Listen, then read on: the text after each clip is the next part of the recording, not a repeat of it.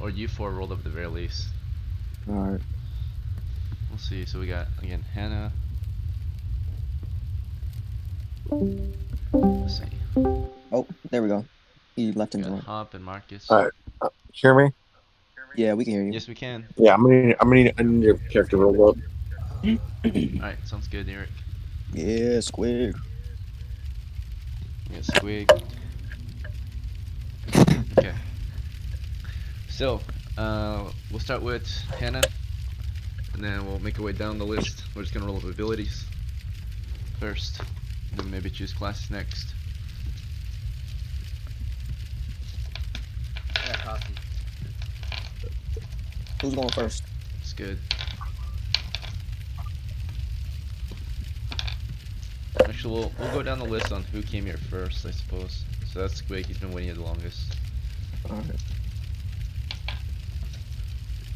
And then I think Hop, and then Hannah, and then Marcus.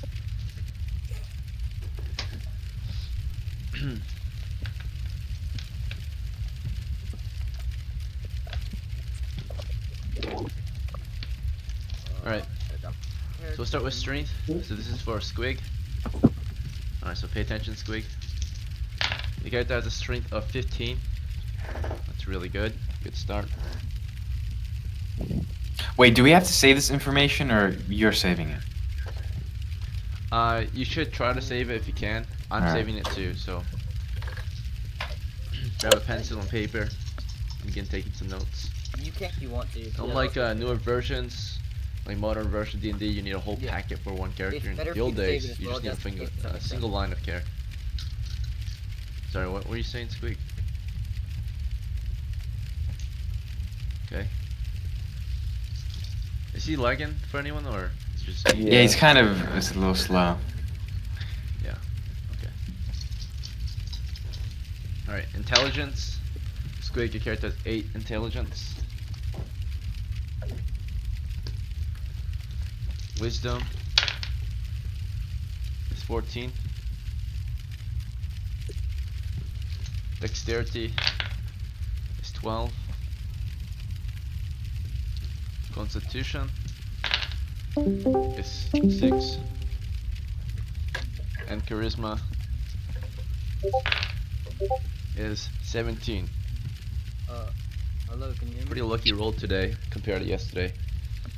Can you hear me? Am I good? Yeah, you're good. Yeah, It's your just a camera's li- probably making you lag. so Yeah, I don't I think would your turn off your computer can take camera. it. No, I've had internet problems in my area. Someone did something to like our like internet lines or something. Alright, well, you're lagging, so I would just What- skip the camera. Yeah. What's Alright. my But again, since you were gone, I'll tell you your scores. intelligence? 15 strength, 8 intelligence, 14 wisdom, 12 dexterity, 6 constitution, and 17 charisma. Ekin, you sound Irish when you say intelligence.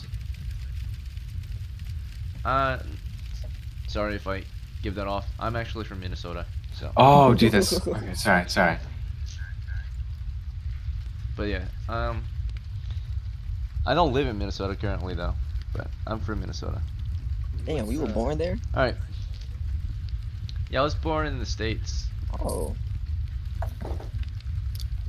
I currently work in Japan, so That's really That's cool, sick. man. it's morning for me. Egan. Good morning. Thank you. Good evening. I think it's evening for you guys. Yeah, it's definitely nighttime. for Yeah, me. it's. Egan, can I get your expert opinion of what you would recommend? We'll pick classes after. We're gonna get everyone rolled up first. Oh, okay.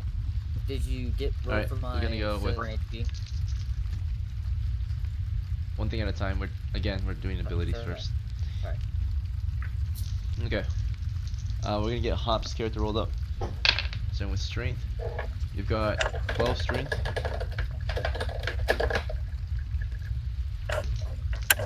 Your intelligence is 15. You have a wisdom of 9. Dexterity is 9. Constitution, got 13. We can hear that. I'm sorry. I'm trying to keep the stats as well. Okay. Charisma is 12.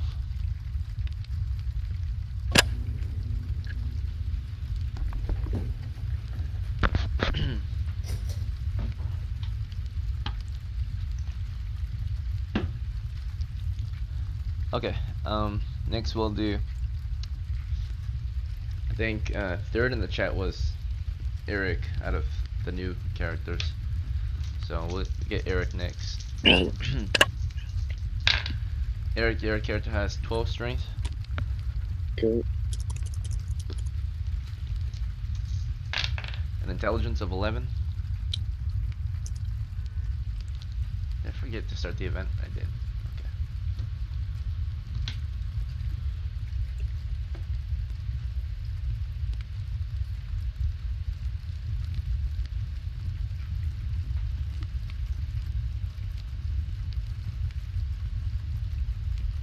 One second, sorry. Forgot to start my event.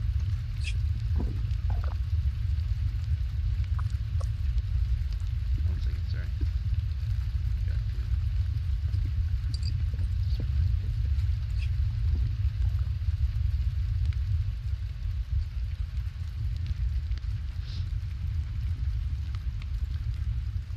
Alright.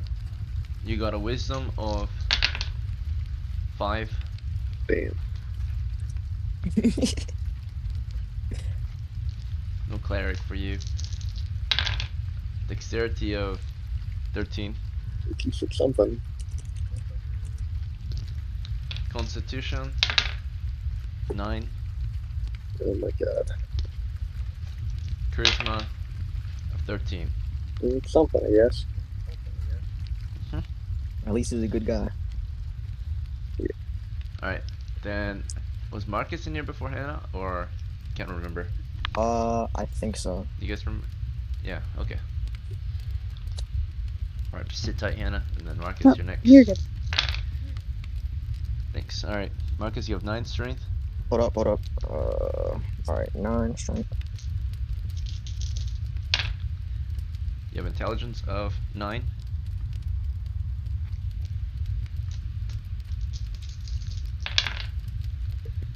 You have a wisdom of 10. A dexterity of 11. A constitution of 11.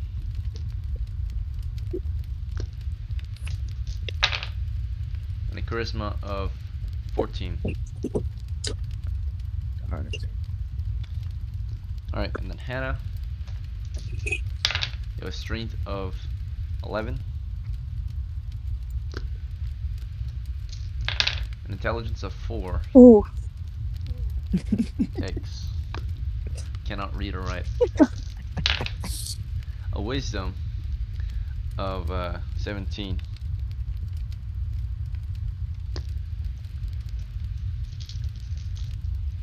That makes sense. A constitution of 11.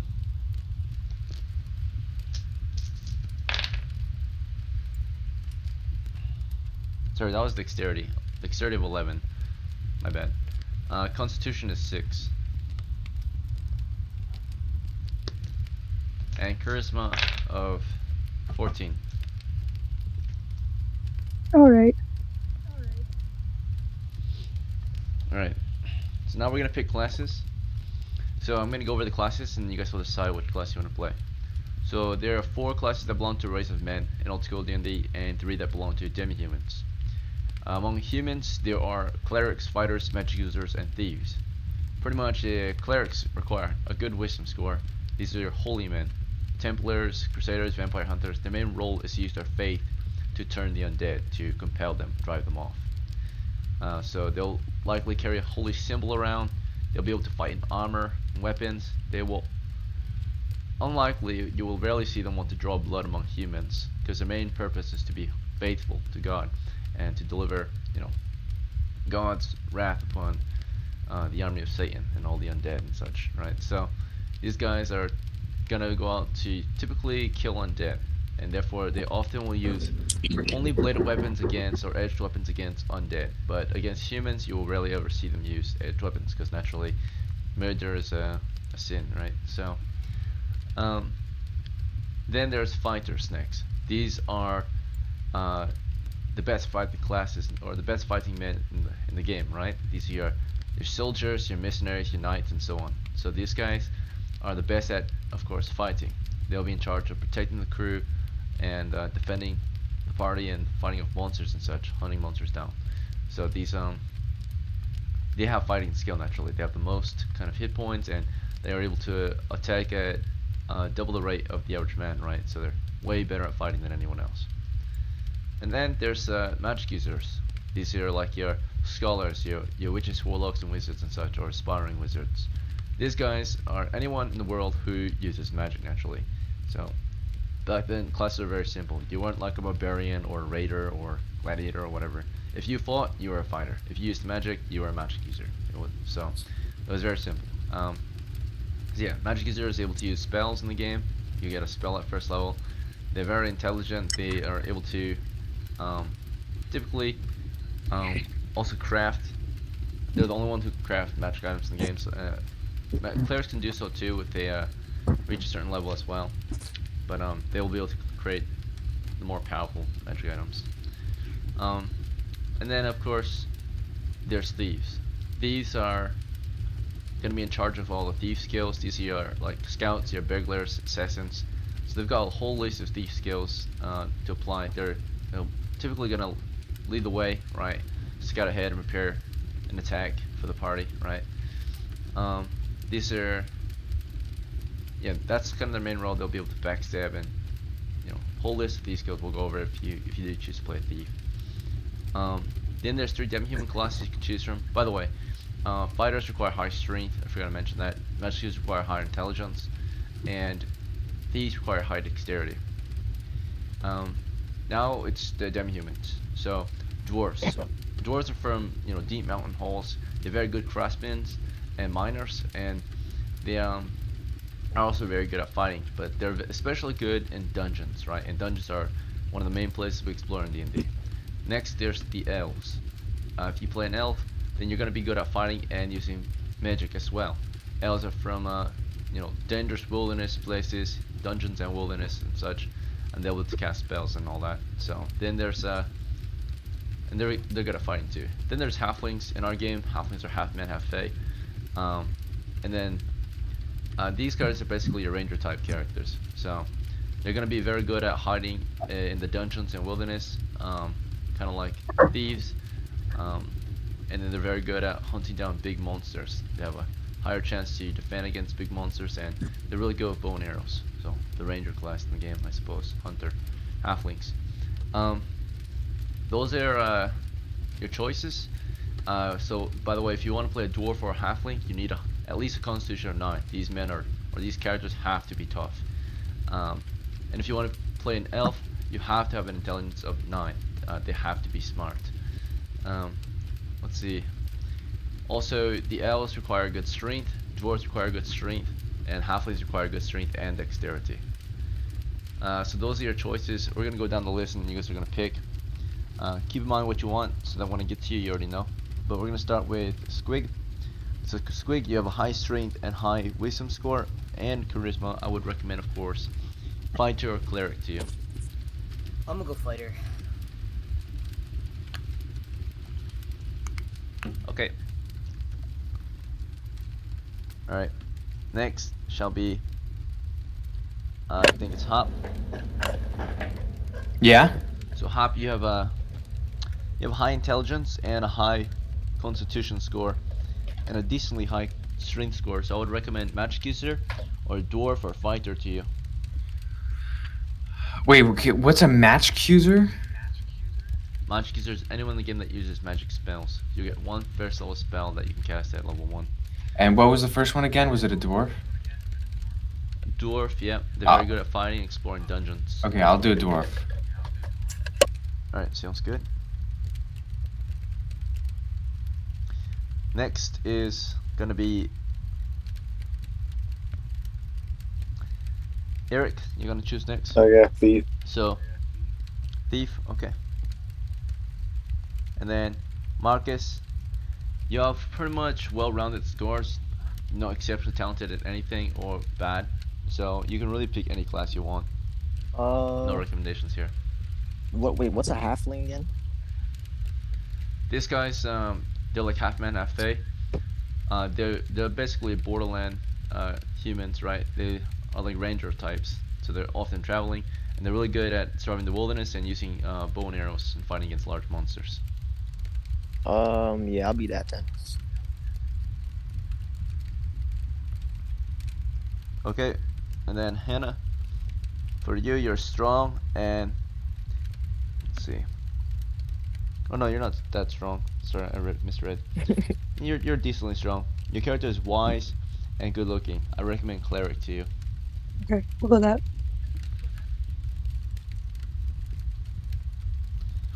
Okay. We're gonna roll hit points next. So now I'm just gonna go down the list on my sheet. So we're gonna go with Hannah first. Let's see. Can Hannah 26 hit points. can Hannah lower her strength or raise her wisdom to an 18? She could actually. That's a good call. In old school D&D, there are certain scores you can lower to raise your prime requisite. So if you want to be very wise or like exceptionally good at your job, you can lower your strength to a 9, which is the same bonus as 11, and raise your intelligence or your wisdom by 1 point, bringing it to an 18, which is the highest it can be. Would you like to do that? Is there any way to raise my intelligence? As you progress, you're not going to need intelligence as much as other characters since you're a cleric. Okay, then yeah. But at some point, yeah. Yeah, I'll lower it down to, what was it, 8? 9. 9. 9. 9 strength, and now you have 18 intelligence, or 18 wisdom. Damn. So you're very sensible. Wisdom is your character's faith, sensibility, perception. Right? Oh wait, but isn't she dumb? So intelligence is different from wisdom. Intelligence is not, it's your knowledge, your ability to learn or memorize, and Oh. yeah, pretty much that's intelligence. Wisdom is different. Wisdom is your perception, understanding, right? Sensibility. Yeah. Just because she can't read doesn't mean that she doesn't have common sense, right? Oh, so it's like book smart, street smart. Yeah, wisdom is like the opposite of being naive. Okay. Should I do the same for my dex? Lower my strength to raise dex? That is, I'm sorry, that is the perfect way to describe the difference between wisdom and intelligence. Book smart and street smart. Yeah. Like that is All right, so genuinely perfect. when I get to you, you can adjust your scores. Okay. But starting with Hannah, we're gonna roll up your hit points. All right, you'll start with 3. The average man only had 2 hit points in original D&D. Hit points are how hard you can get hit before you die. At 0 hit points, you're dead in old school D&D. But we do have a house rule. You get a saving throw. That will just, if you pass, it will cripple you instead of death, so you might be able to live to tell the tale. But typically, you're gonna die. 0 hit points.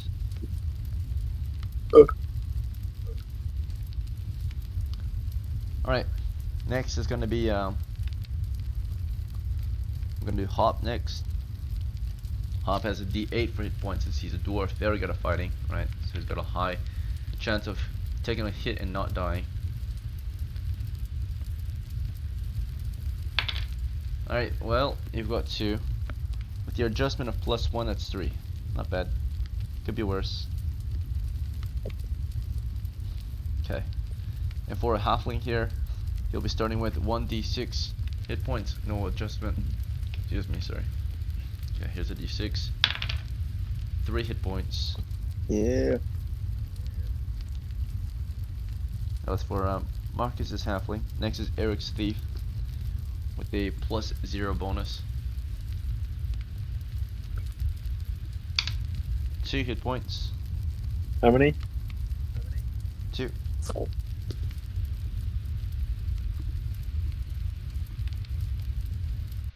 And I could raise my dex, lowering my strength, right? Oh, right. So you can do that. We'll lower your strength to a 10. Raise your dexterity to a 14. Okay. Did you wish to lower your intelligence too? 15 to plus 2, right? Yeah, I'll do 15 is still +1. 15 still a plus 1. Oh, my Yes. closer. So, would you like to lower intelligence? Yeah. Alright, get close enough, I suppose.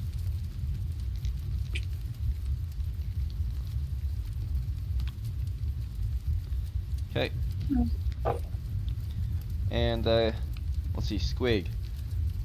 You're playing a fighter.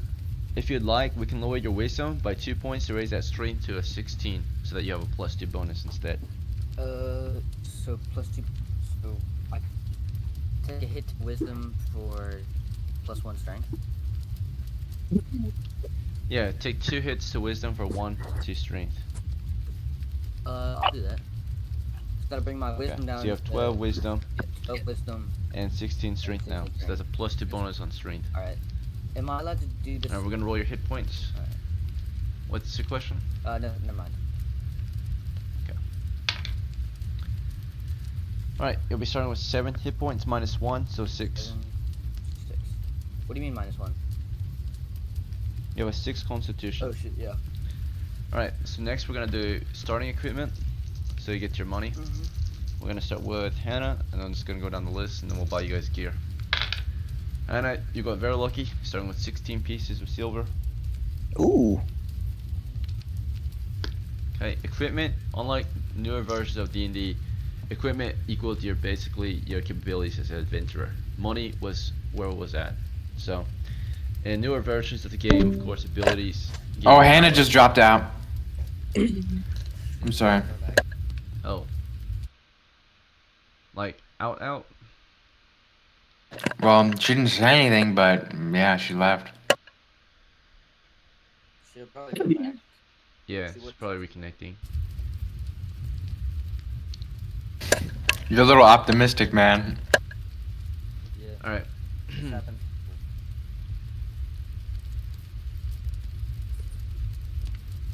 Okay, we'll move on. Let's see. Hop is next. Alright, 8 silvers. But like I was saying, equipment defined what you could pretty much do or get done. It wasn't your ability scores really. Equipment mattered a lot more. Let's see. Halflings, or Marcus Halfling, you'll be starting with 11 pieces of silver.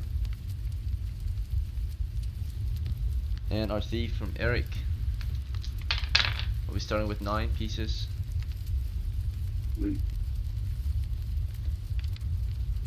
And Squig, your fighter, will be starting with 8 pieces.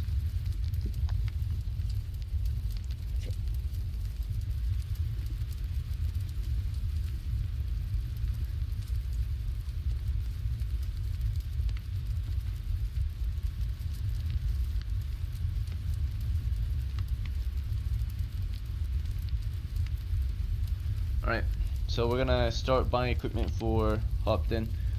For everyone, we're gonna purchase a set of clothes that's gonna cost you 1 piece of silver. You'll need to be protected from the environment.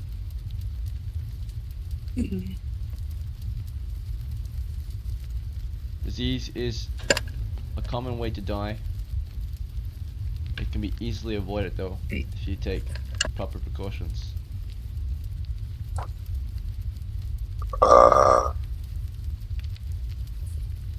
Alright, so all you have a set of clothes which cost you 1 silver each.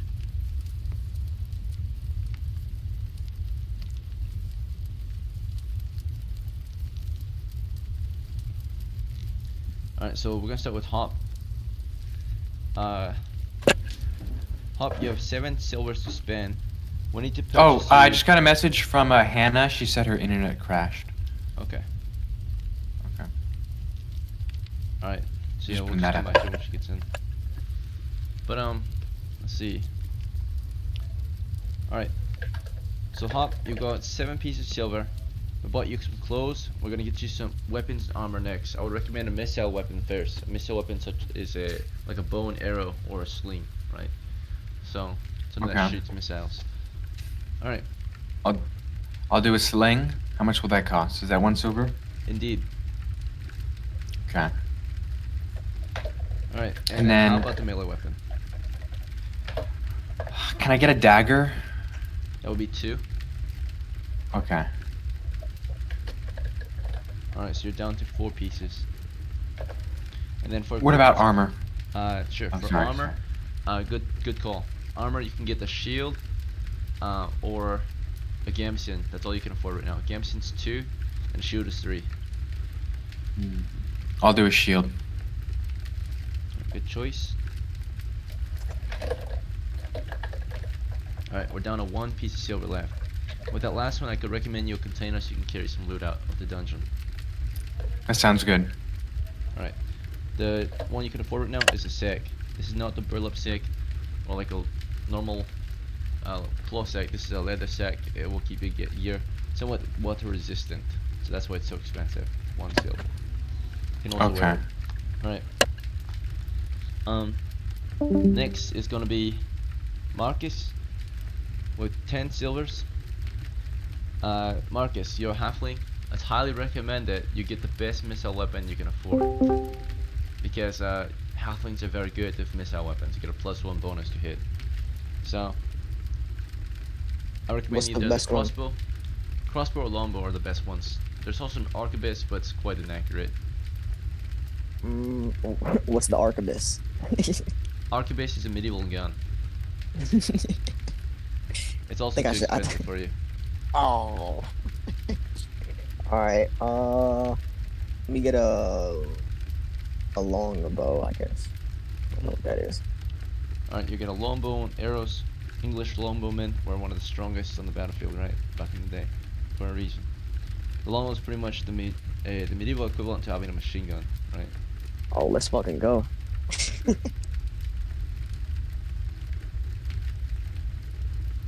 Alright, so you're down to 5 silvers. What kind of melee weapon would you like? What's like the cheapest one? Cheapest, if you're only willing to spend a silver piece, I would recommend a staff or a knife to you. Or a tool, like a pickaxe, a wood axe, or a hammer. Yeah, let me get just a knife. Okay. Are you down to 4? And a sack. Need a sack. Alright, before you boys sick, there's also a bag which carries up to 40 pounds of gear. We still need someone to bring torches for the crew. You think you can afford that for us? How much did I have left? You've got 4 left, and you can buy a bag for 2, which carries 40 pounds of gear. Torches are And how 30 much is pounds. I have 8 So torches. Oh, you already have torches, Eden? I have 8. Yeah. Okay, maybe you don't have to. You can get the food for the party then. If you buy a bag, you can buy a set of food. Alright, yeah. How much is that altogether? All the rest of it? A bag is 2 silvers. A set of food, which is 30 pounds of food, which is enough for 10 people for 1 day. That is 1 silver. If you want to carry up to 60 pounds of gear, you're gonna get a pack and then food. So a pack carries 60 pounds, a bag carries 40 pounds. Is the pack 3? Yeah, the pack is 3 silvers. That's correct. Alright, yeah, I'll just get a pack and then the food. Alright, that's all your money. Well spent, hopefully. Got a large container so you can carry extra loot with. And then you've got plenty of food.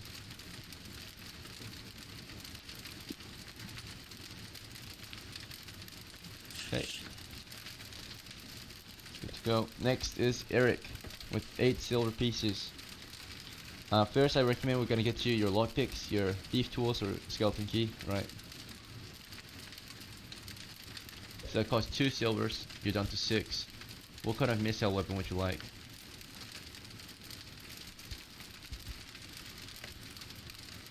Eric. I was muted. Sorry. I'll get the Okay. sling, Good choice. then the More- dagger, More gear. Alright, and the dagger, and go. gambeson, and a gambeson. and then a pole with my last silver. Alright, great choice. Oh, I need you. Alright, Squig, you're next with 7 pieces of silver. First, I would recommend to get some missile weapons. I was thinking about instead of going missile weapon, I might just get a shield and a javelin. That way I can, or that would be Okay. that would be 5, right? Just shield and javelin is 5. Yeah, you can Actually, throw a no. javelin too in case. Actually, I'll get shield. That's 6 silver, right? You can do a shield, gambeson, and a javelin. That'll be all your money. You'll be well armored. Gambeson, and javelin. Yeah. Yep. Shield, Gambeson, yeah. I'll do that. And I'll probably pick up a helmet from a person invention. A monster. Be fun. Yeah.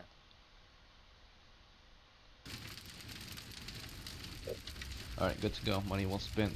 So that Hopefully. would, let me add that to my character sheet. Is Hannah back? No, not yet. She's the bottleneck right now. Okay. Just holding us back. Alright, I'll who's ping her gonna- again. Real fast, who's gonna sponsor? We already what does that purchased mean? food and torches, so we don't really have to worry. Okay, we have food and torches then? Yeah, I've got the food Should and be able to Idle pour has your own torches. Gear, right? Shouldn't be making someone fight all the time, but in particular. Take turns, of course, or we can afford it.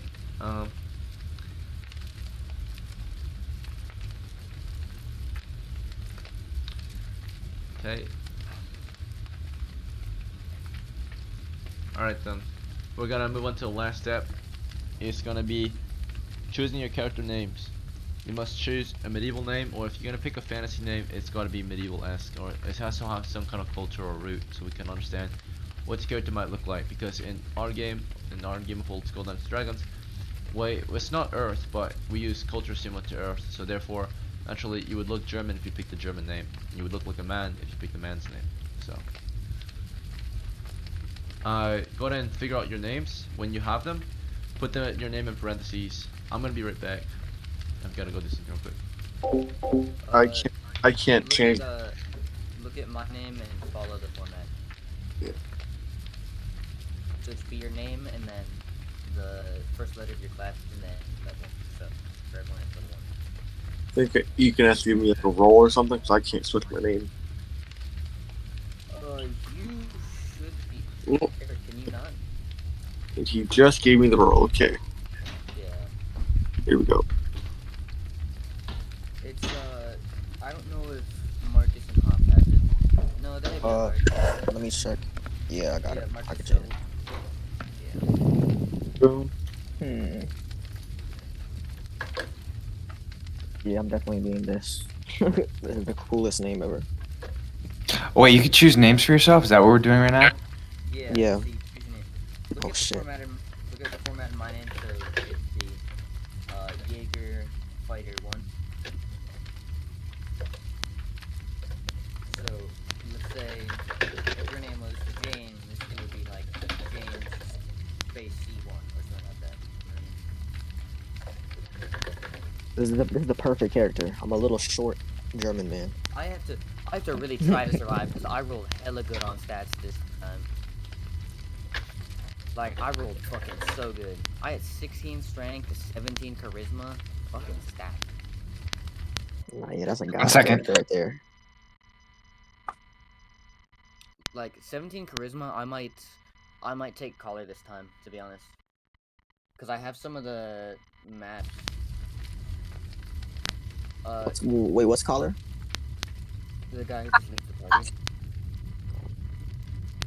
Given this character, I might take collar if y'all are right with that.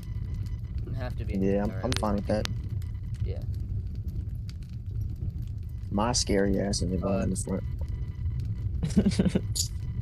Does anyone else want to take maps? I'll take one if anybody gives me one. No. It's like making a map, kind of. So we have some of them. We don't have. If Valo was here, Valo would take maps or Valo, but.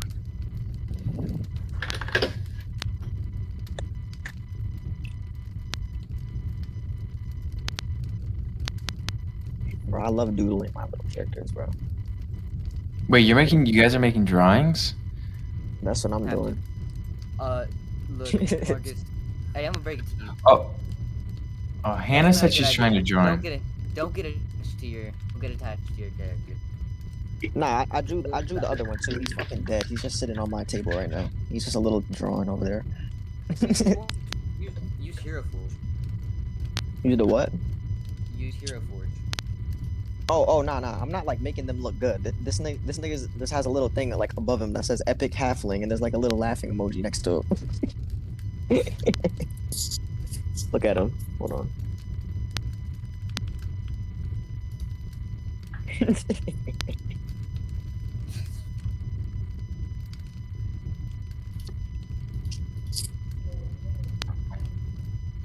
Yeah, in old school D&D, just one or two things will happen when your characters.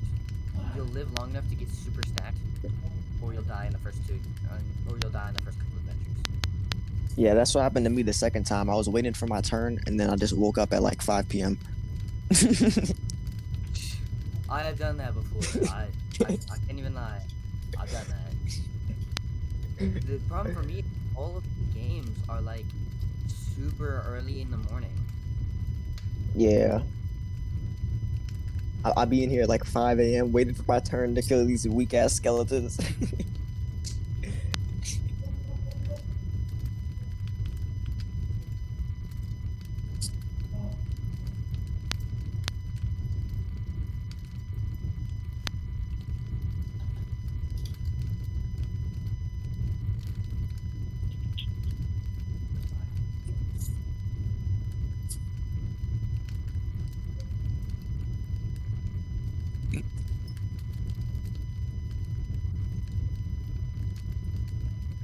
Wait, what did he say he was gonna do? The bathroom? I forgot, bro. No, he just said he had to do something. Oh, okay. He has to strangle a hooker. Rex. No, I've been to Japan before because I think he mentioned he's there right now. It's a beautiful country. Yeah, he's It lives up to the hype. he gets deployed there right now. That's kind of fire. Meaning all the games super early in the fucking morning or super late in the fucking night. Nah, dead ass. Sitting here at 10:40 Like, playing D&D. He's single-handedly reignited my caffeine addiction. Nah, he. Ever since I joined the Hey guys, server, I'm I've been back. staying Sorry up about that. I mad, had to go help a friend with something real quick. just so I can cash these damn games. Alright, They're fun, where though. were we? It's worth it. Yeah, that's why I stay up. Time. Nah, exactly. I don't got nothing better to do. Alright, we were picking our character I'm names. becoming So it's the new like Vax. Eric picked the name Partha. Very good. Partha was actually the name of one of my. Hold on, let me give this guy legs. Wait, do we have to make Sure, drawings sounds of our good, guys? Sorry No, about that. no, I had to you go help a don't. friend with something real quick. Okay. I'm just doing it because I'm bored. You are encouraged to take your own notes, draw your own maps, and take your own your own noodles and such. It's a collaborative storytelling game, so do what you will to add to the fun. But I see you guys have picked your name, so that's good. And I just want to say Eric Partha is a very good name. Oh wait, do I have to Especially- change my nickname in the server? Yeah. Change your name to your character's name. Like How do I do that? Oh, edit server profile. Is that it? Yeah, right click or you can just right click your name in the VC. All right. Change his name. But yeah, Partha is actually one of the first characters I ever had in one of my campaigns back in like 2016. So he ended up becoming a lord, and there's actually a country on the map that's based on Partha. So What does T1, H1, F1 mean? What are these? Are these like abbreviations for the character? It's the name of your class. Like, what are you, cleric or Because something? I'm a dwarf.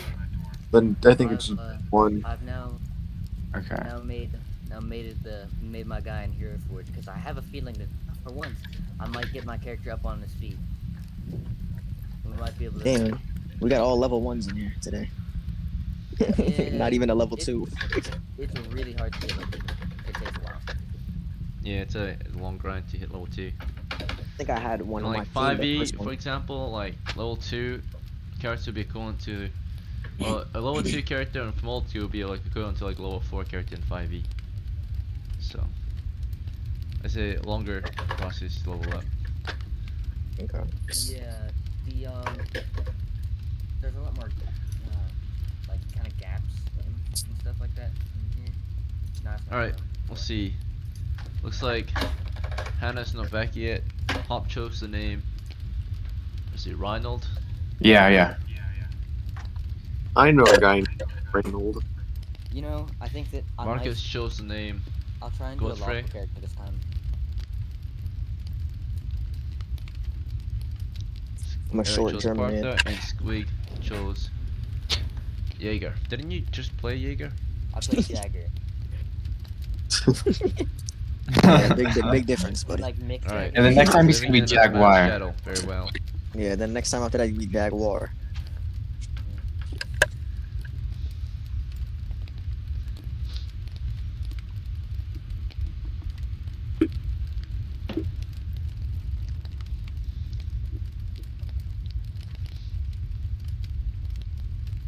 Oh my god, what a sexy Alright. young man my character is. Pause. Is Hannah not coming back? Let's see. No, I don't think so. At this point.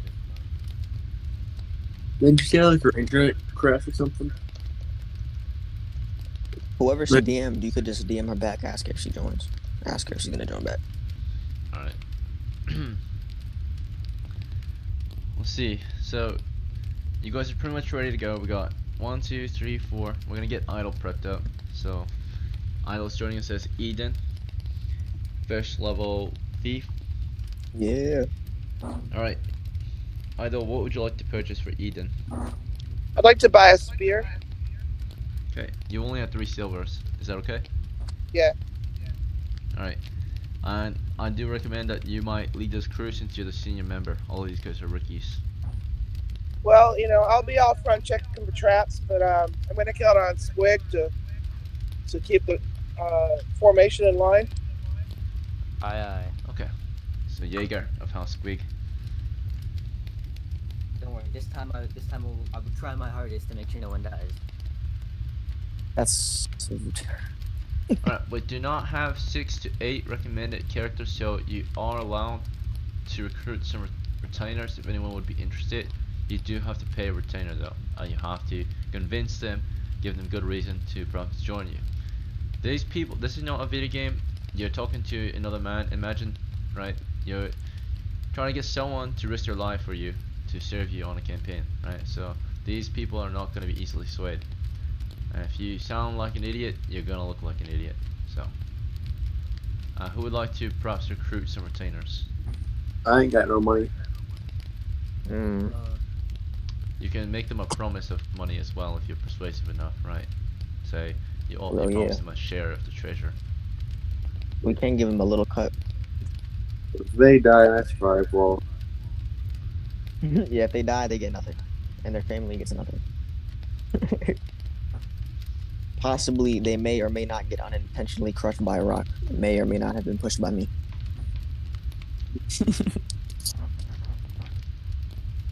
So that's the risk. Imagine if you were a retainer, you would have those ideas in mind, right? That this guy might just take me out into the middle of nowhere and kill me. Why would I even trust him, right? That's how they're gonna be thinking when you're trying to recruit them, especially if you're a young and dangerous looking man who's brand new to adventuring. You kind of look like a bandit, if anything. But what about me, the small halfling? So So rarely will innocent. they ever want to be employed by a first level character because it's hard to trust them, right? They're weak, they're not very smart, they're not very trustworthy, not very reputable yet, right? Guys, Most who has retainers the will highest only be charisma? recruited by professionals, I right? have the highest So- charisma. Go get him. I don't. I'll get Try. I'll try and promise a retainer. I'll look for one. Otherwise, it's going to be your crew of 5. So extra men increases your chances of survival. So, Yeah, and if you don't treat them well, then you'll never get another man, right, to want to trust you.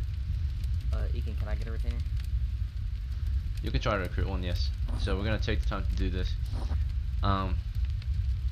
But we'll do it since we don't have a lot at the start of the game. We'll say you did this a few days ago just by yourself. So we'll keep it quick. Are you going for a normal man? Trying to persuade a normal man to join you Yeah, just normal guy. from the village? And let's say you're meeting this normal man at a, you know, place that anyone can meet strangers and talk with them. That would be like a tavern, right? So you go into the tavern one night looking for someone to perhaps recruit into your party. Looking for a normal man.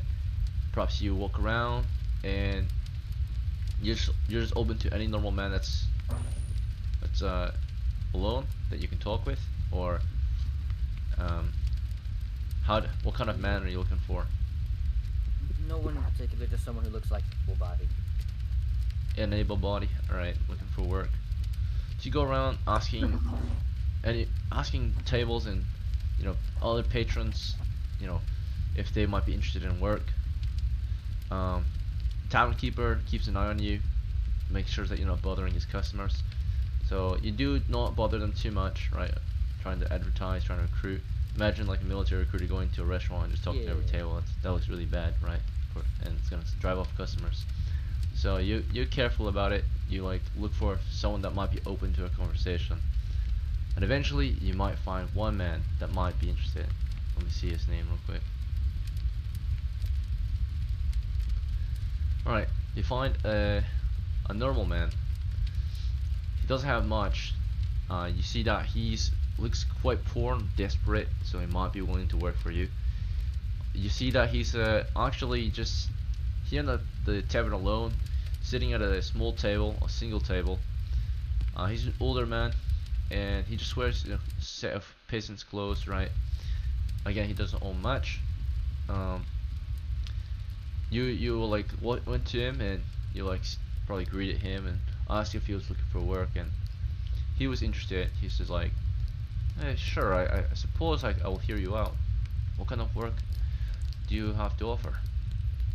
Mercenary work. Me and some of my friends are making our way to the dungeon.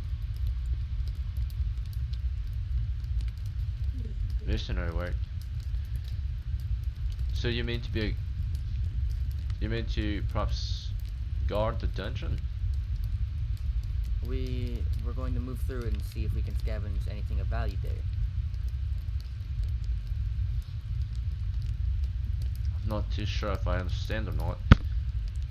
Mercenaries don't typically go into dungeons. They might guard a dungeon or patrol around the camps. Is that what you're looking for? We're trying to hire you as a mercenary. We're adventurers, and if you would like to accompany us on our journeys throughout the dungeon, we can give you a share of our treasure. So as a mercenary, I wouldn't have to go into the dungeon, I suppose. Is that correct? No, you to false around. Another adventurer just on a contract, essentially. Oh, I see. You wish to hire me as a retainer? Yeah. Or a henchman? Pretty much. Well, is it do you mean retainer or mercenary? Because I mean, mercenaries pay a lot less than a retainer's pay. I don't want to go into the dungeon with the mercenaries' pay. That would not be very sensible. We'll pay you as a retainer and give you a share of the treasure that we find. A share of treasure? Yeah. How much is this share of yours Depends. that you offer? Depends. We can give you about 5 to 10%. Around 5 mostly though. Of the party share or Of my share. of your share? Yeah. 5 to 10%. That's kind of low, I suppose. Well, is it 5 or 10? 5. Then I'm gonna have to decline. This a lot less than what I'm making currently, I feel like. Now 5% of yours is crazy. How about 10? 10% of your share. Yeah. So if you were to make a single silver piece from this adventure, I would make a single copper, risking my life. Well, at that point, I would just give you the silver piece. Okay, then that sounds pretty fair. I currently make about a silver piece a week as a serf here, or I'm a free man working a serf's job. It's not a very good work, but if you want to offer at least a silver piece minimum for my pay, 10% share, I think that's an offer I can accept.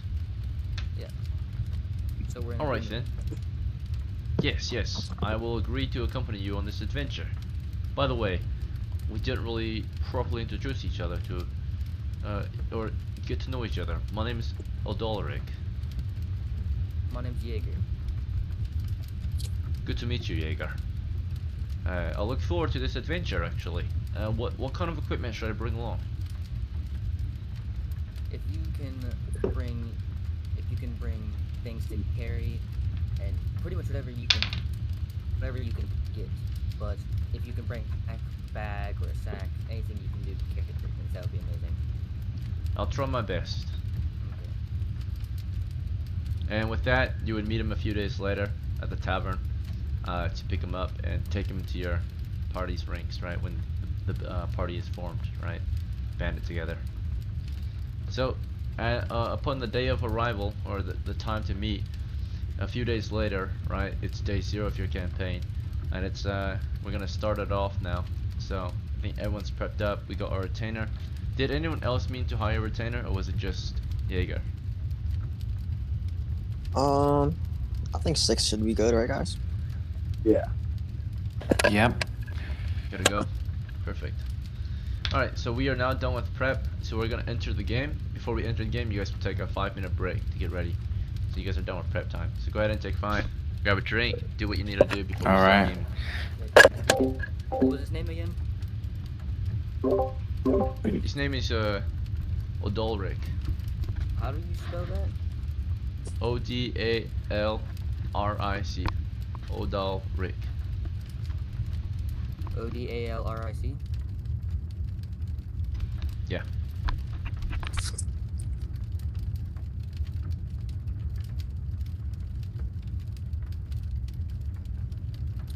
Alright, I'm gonna take a shit. Real.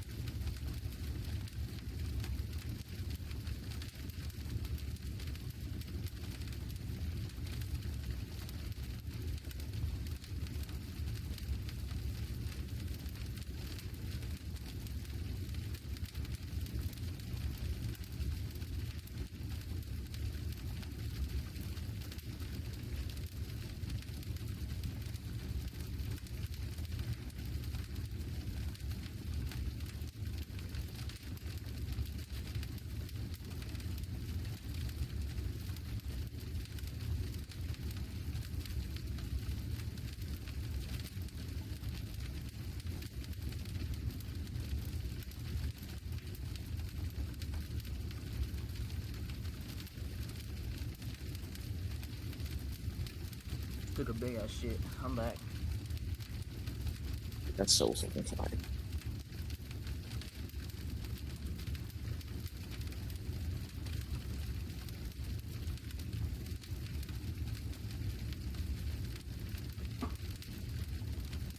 Quick question. Who's carrying the food? Me. Do you have coaches? No. Idle does. Idle. Yeah, Do you have tinderbox? yeah. Okay. Does everyone think they're good on gear? Like, Mm-hmm. what's short on anything? All right, I'm back. I don't know if you guys were waiting for me or what. No. Nah, he's not back yet. All right. I was actually soaking some rice. I'm like, I gotta eat later or something. I gotta think ahead.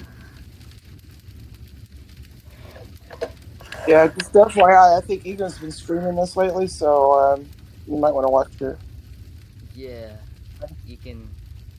I think that he's stacking the die or something, man. I mean, he's streaming this on his channel. Oh yeah, that's right. I forgot that he is streaming now. So, Nobody say the N word, please. yeah. Or what? We Or beg of talk you. about their poops, for example. Marcus. No, I Yeah. took a big ass shit earlier. It was fun. Yeah. I'm sorry. Alright, guys. Hopefully that was a long enough break. Let us Yeah. resume. Okay, so. Your party is standing in the village of Gevlon. This is a village on the southern frontier of the kingdom of Bretonnia. So, being on the borderland south of here is considered wilderness, a dangerous land not controlled by the territories of man. So, south of here you also understand that there's a ruin that is commonly or popularly visited from this village. It is a local ruin to the south called Castle Ruins of Volta, beneath which adventurers have discovered, of course, a dungeon. They've been looting it and clearing it of monsters the past year. You might try that. That is considered high risk, high reward, of course. You're not sure if you make any profits, but if you do manage to get in there, the profits will be very high, right? You can of course take on lesser risks. You can roam the lands in search of monsters to hunt and bounties to claim. You can take on odd jobs or mercenary work in the village of Gevlon or elsewhere. But tonight, it is day 0 of your adventure. You find yourselves at the Beheaded Swan Tavern, discussing discussing the plan of your adventure. What exactly you're gonna do this week for your adventure. Okay. So there's in your party, we're gonna go over the characters, and you guys will be able to discuss. But we have in your party, of course, Partha, the apprentice of House Eric. We have Ronald, dwarven veteran of House Hop. Eden, the apprentice of House Idel, and Godfrey, the halfling of House Marcus. Jaeger, the veteran of House Squeak, and a retainer who is Old Ulrich, currently a retainer to Jaeger. So Doric, the man or man at arms. In this case, he would be not a man at arms, but a porter. He came with his traveling pack and a sling and bag of stones. Alright, but that is your party this evening, seated around a round table here at the tavern this evening. So I'm just gonna announce it here real fast. We're gonna go to the dungeon this time. Keep in mind, from what I hear, there's been a lot of monster encounters recently, and there's been some trouble there. So if we do end up running into encounters, we're gonna stay in formation. Don't go off on your own. If you're going off on your own, you're going to get killed. When we get into the dungeon, I'll decide who's going which rank, and decide who's holding a torch. And if you have objections, that is fine. You can voice your objections, but I recommend you stick in one, uniform column. Is there anyone who objects to that? With me kind of, in charge? Nah. If you have your own ideas, that's fine. You can voice them. Well, that's about it then. Alright, so sounds like we've maybe discussed enough. Any other ideas on what you guys want to do? Sounds like most of you are on board with going to the dungeon so far. I haven't heard anything else. Yes, sounds good. Yeah, high risk, high reward. Let's go, baby. Alright, very well. So I've heard 3 yeses. Partha and Eden, what do you think? I agree. Alright, and lastly, Eric. Or Partha, I mean.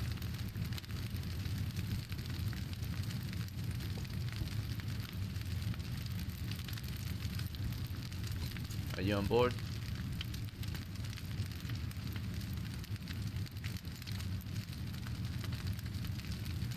Or some uncertainty. Partha, are you with us?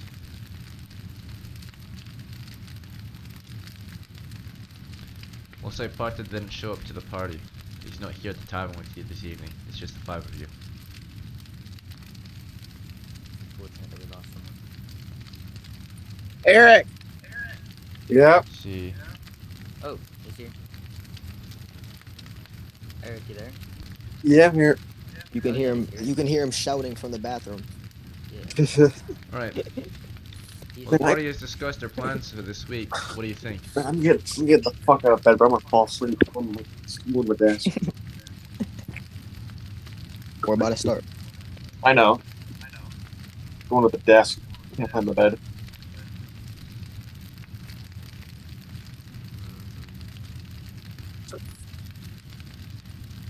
I'm gonna go to Benjamin City. Mm-hmm.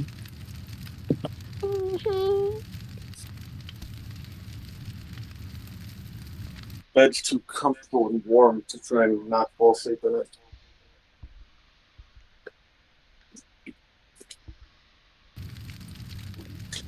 Well, what is your input? Everyone's down for the dungeon. What do you think? I mean, if they want to go to the dungeon, then you did say it was high risk, and we're not really equipped. So, Yeah, I mean, either way, no matter what I say, it's the dungeon. So, let's go. no. We'll Alright. take your things straight.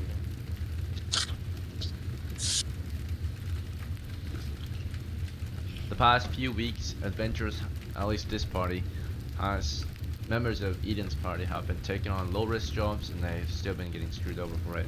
Typically, they will take high risk for low rewards. So now we're taking high risk for high rewards. Maybe they're not doing Right. great.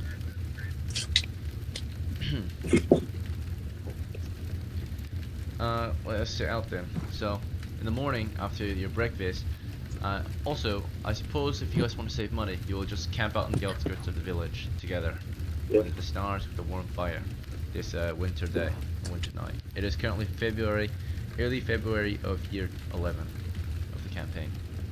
Let's see.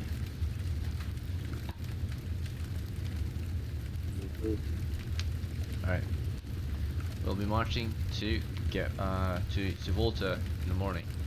So after night out under stars, you guys ate food together. You had a total of 30 pounds of food, and there's a total of 6 of you, so now we're down to 24 pounds of food. Food enough for 10 people for one day, right?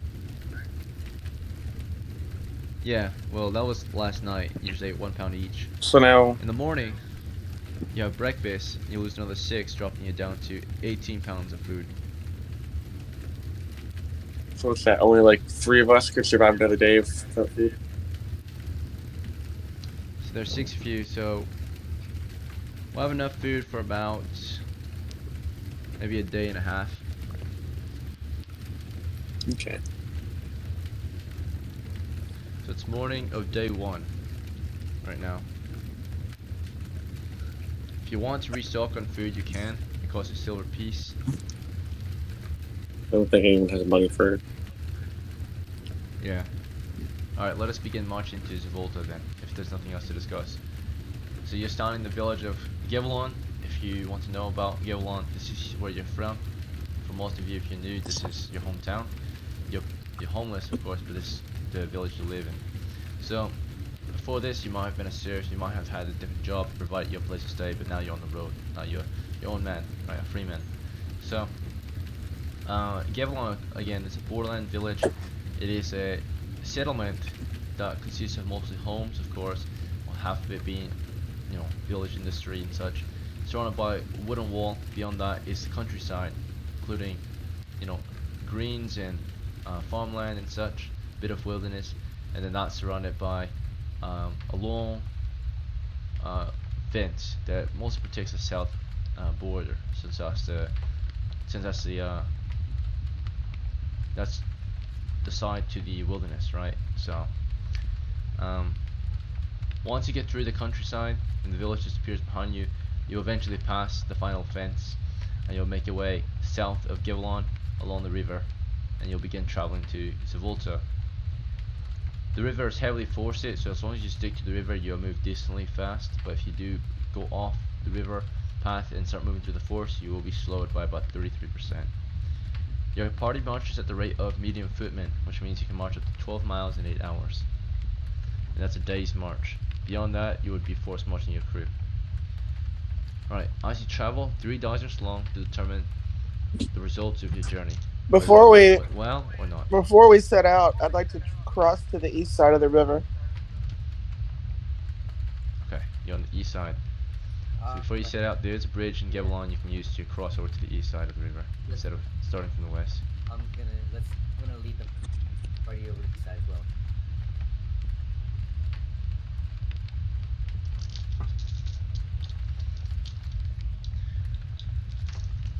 Alright. So everyone on board was following or going east along the river. Is that right? East side going south. Okay. Alright. And after about 6 hours of traveling, the ruins are only about 12 miles away. 9 to 12 miles. You can move pretty quickly on the river, so you should be able to get there by the end of the day's march. With the day settling and you're making to the as you approach, you've just finished traveling about 12 miles from Gavelon, and the day's coming to an end. The party's pretty tired, but now they can see in the distance, not far away now, they are now approaching the ruins of Volta, which is made up of, so it's a winter day, so the ruins are covered in snow, but the ruins consist of a hamlet that surrounds a hill, or an island that is a hill, and on this hill, this forested hill, is Castle Ruins Zavolta, the ruins you seek. The river flows around the island, creating a natural moat. So before you can even get to the ruins, though, you have to make your way through the hamlet. Would you like to approach from the north, just go straight through the hamlet, or some other way? We'll approach to the north. Alright, you approach from the north, you go south into the hamlet. So your party is moving to the hamlet at this point, which consists of mostly collapsed buildings and just the stone foundations of numerous buildings, right? They're all in ruin and shambles. Soon you through the hamlet, you've just explored through it, marched your way through the ruins of the village, right? Or the ruins of a hamlet. You arrive at the end of the road here. The river flows around the island now at this point, but there's a bridge gate on this side. The bridge gate offers access onto a bridge which is collapsed. However, you can see a 20-foot long wooden plank spanning the 15-foot gap. It's a few inches thick. So what I'm gonna do is I'm gonna go hold down the plank and direct the party to move over one by one. I mean, it's winter, right? You said so. When the ice, the water be frozen. It's like The river is still flowing. Ah. How deep is The it? water looks pretty cool. The river is roughly 30 feet wide. The moat is about the same width, about 30 feet wide. What depth? How deep does it look like? From here, it looks like the river drops down a waterfall into the moat. So, it looks, before you can even reach the surface of the water, there's a 10 to 50 foot drop from the ledge. Go ahead. right? From the top of the, or from the hamlet down into the moat. It's a 15-foot drop before you hit the surface of the water. And then, for how deep the water is, you're not too certain. But it's 30 feet wide, so you can assume it's gonna be. You can't really tell. Moats are usually quite deep. They're dug out, right? Yeah. Well, so there's a plank from the old bridge that we could probably walk on, something like that. As you're making way toward it, you can see Jaeger is going up ahead. He's heard about this place. He's studied based on the information of his house. Many visits have been paid here. Jaeger immediately gets to the bridge and starts to hold the plank down. Okay. I guess we'll walk across. Or I will.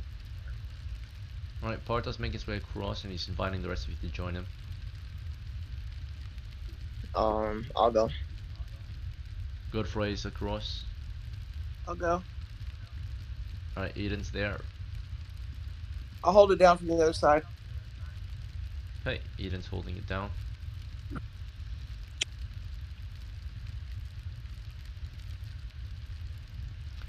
So now it's just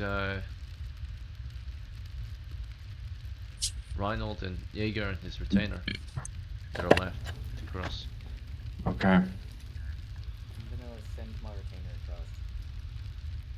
Okay, Odalric has crossed. I'll usher Rhino out across. Okay. Alright, and he's made it across just fine. Nothing happened. Okay, then The I'll bridge is move creaking under your weight. Everyone's weight. It does creak, but it doesn't snap or anything like that. It's only about 5 feet wide, a few inches thick, and 20 feet long. up, and now I'm gonna move across. Okay, you made it. You're all on the base of the forested hill now. On the south side, which is the side you stand on, there's a sheer drop, about 10 to 15 feet down into the moat, before you can even touch the water. The water looks very icy and cold. It's not snowing right now, but it is pretty cold and there's a sharp wind this late in the afternoon. On the hill toward the south is where you can proceed. You can either go southwest or southeast around the hill if you'd like. There's not really much of a path if you decide to go around the hill or on the hill itself. But there's a rocky path leading from the second bridge gate, which is the gate you're at now. It leads up the hill, up the north side toward the south, right? It's a rocky path, it's cleared out, so it'd be a lot easier to use this path to get up to the top of the hill. And you know, on top of this hill are the ruins you seek, Casa Ruins of Volta. All right, I know where that pit trap was last time, so I'm gonna go look for that. Oh shoot, yeah, that's right there. You want to look where? For the pit trap on the way to the keep. Okay, so you want to be up ahead of the party and prod the ground? Sure. Alright, how far ahead do you want to be? 10 feet. 10 feet? Okay, that's about good enough. You're 10 feet ahead, and which way are we gonna explore? You guys want to continue south up the hill, using the rocky path, or some other direction? Let's continue south. Alright, Jaeger proceeds up the hill. Eden, you're gonna scout ahead, is that alright? So you'll be going up the hill using the rocky path as well. Right. Godfrey, Reinhold, and Partho, what are your actions? Mm, On guard, following. You want to draw a weapon and go up the hill? Or are you just carefully going up the hill? We'll carefully go up. Okay. Partho's going up. I'll go up and then take out my bow. Okay, Godfrey's armed with his bow and is climbing. Alright, all that's left is Reinhold. Would you like to go up there too, or something else?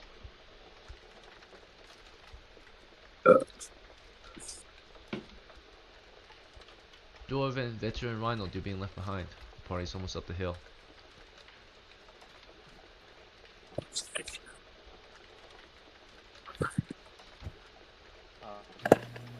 Sorry? Repeat? my They audio. are now up the hill and you've been left behind. You Uh, just saw them go up the hill. I would like to go up the hill as well. Okay. Perhaps captured by the scenery out here.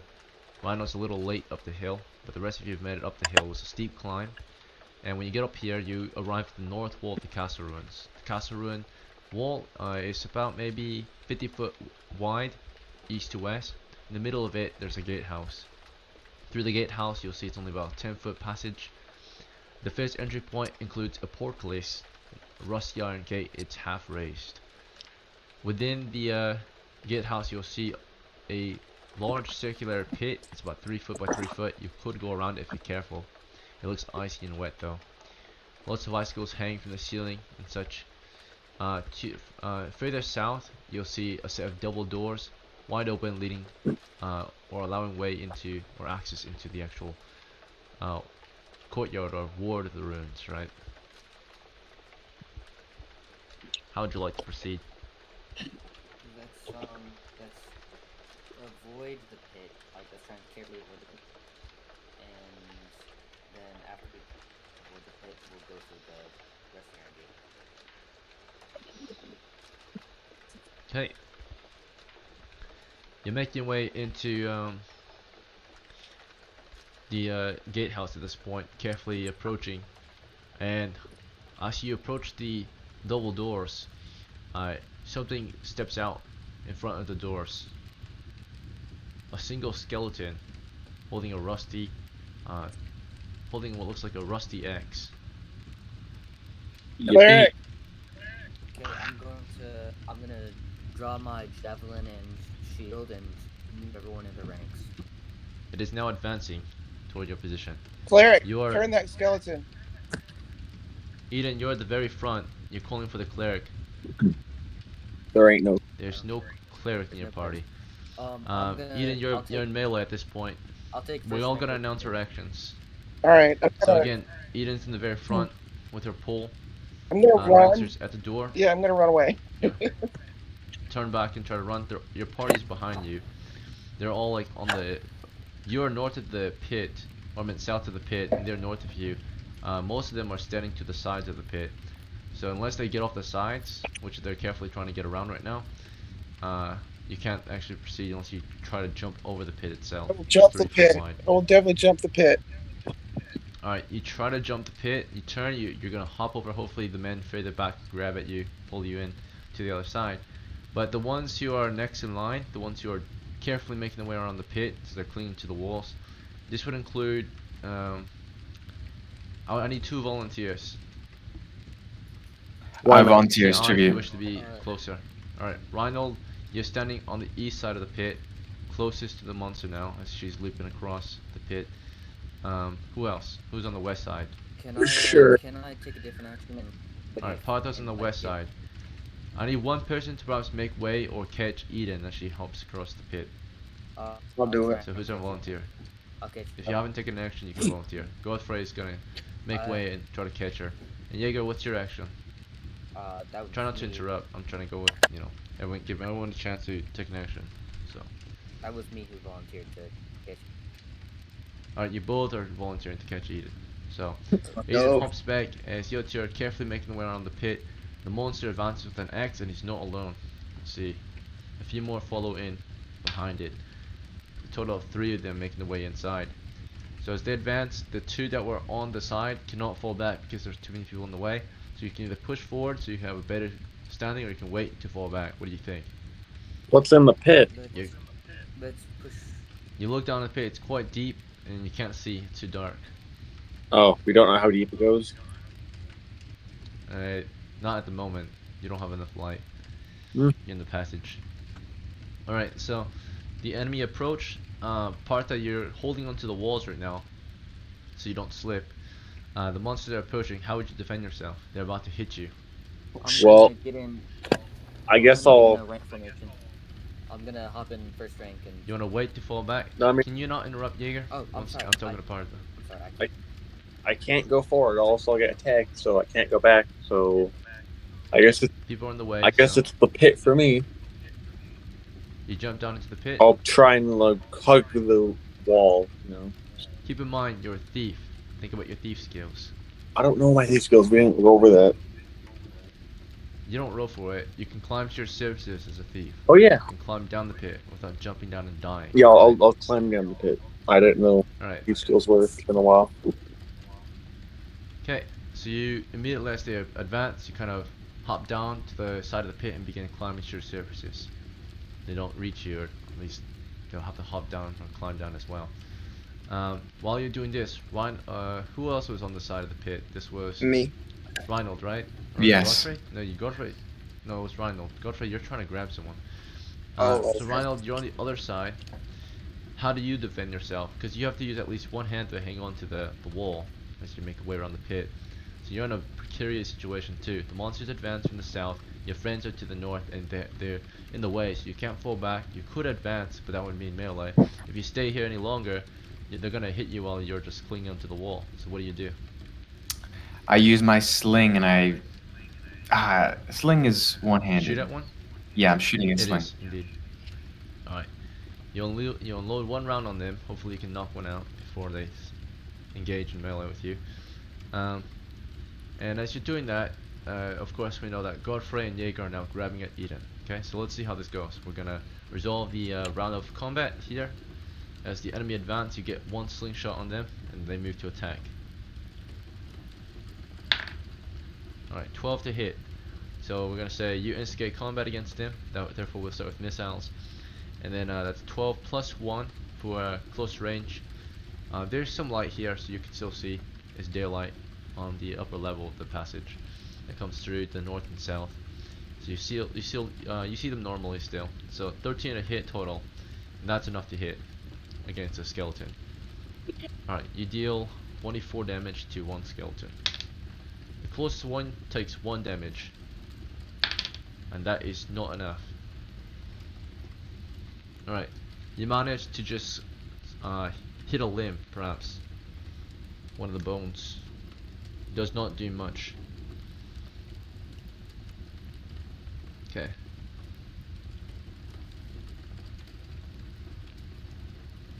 Let's see how many more we got. These guys are big skeletons. They're pretty large, they're pretty tall. Alright. So the skeletons of large men, perhaps soldiers at one point, wearing bits of rusted cloth or tattered cloth, maybe even piece of armor hanging on them still, little bits of armor. Alright, so as they advance toward you, you hit on one of them, they move and begin to attack you. Only one can kind of really reach you at the moment. They have these one-handed weapons. One has I would say one has an axe, one has a rusty mace, and another one has a spear.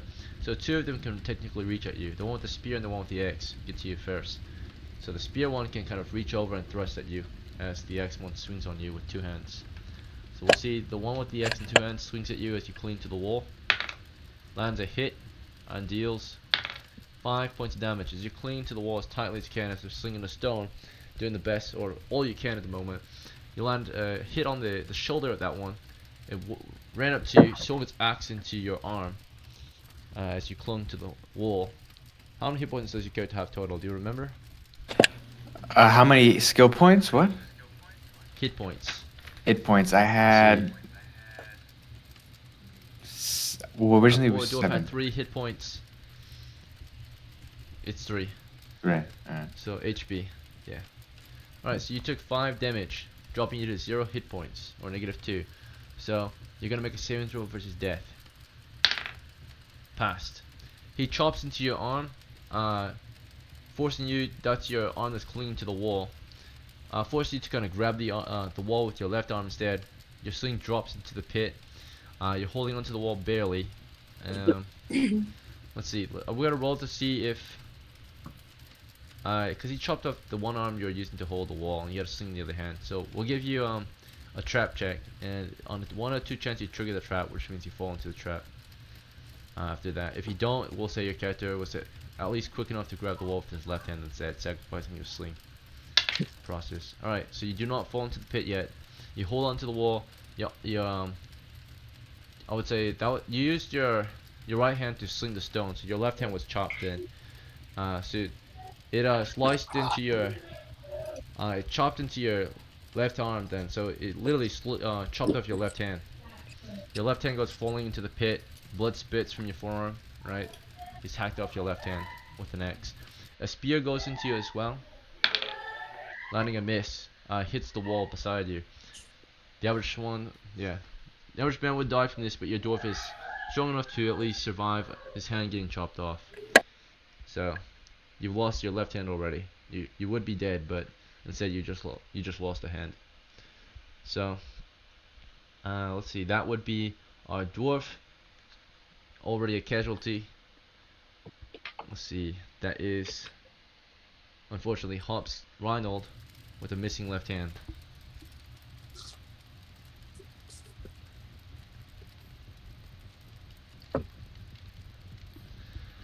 Okay.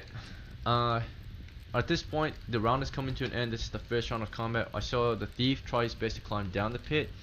The other monster, there was one with the mace that tried swinging at him before he could climb down. So we're gonna do an initiative check there to see if he was fast enough to get down deep enough before the monster could maybe take a swing at him with the mace. The first climb check, 82%. He was able to climb without any issues. And on his way down though, we're gonna see if he was fast enough to escape the monster that chased him. Try to swing a mace at him on his way down. Alright, actually I didn't specify which that was which. The white one will be friendly, the red one will be hostile. What's your dexterity? It's a 15. Plus 1 bonus, 4. You beat him by 1 point. Ooh. He almost got you, but you're deep in the pit, and you're with a few other skeletons that are not moving at the moment. But there's some wooden stakes pointed downward as you make your way down on the wall, and there's wooden stakes pointed upward. They're all broken and they don't look very sharp anymore. They look all used up and dirty and covered in ice and snow. But you made your way down. At least you're safe for now, unless they hop down into the pit with you. Well, then We're now going to declare the exits for round 2. So we're going to start with the one in the immediate conflict, which is going to be, of course, Reinhold. Holding onto the wall with your right hand, your left hand has been chopped off. At this point, if the others fall back, you can fall back too. So do you plan on trying to fall back, or do you want to take a different action?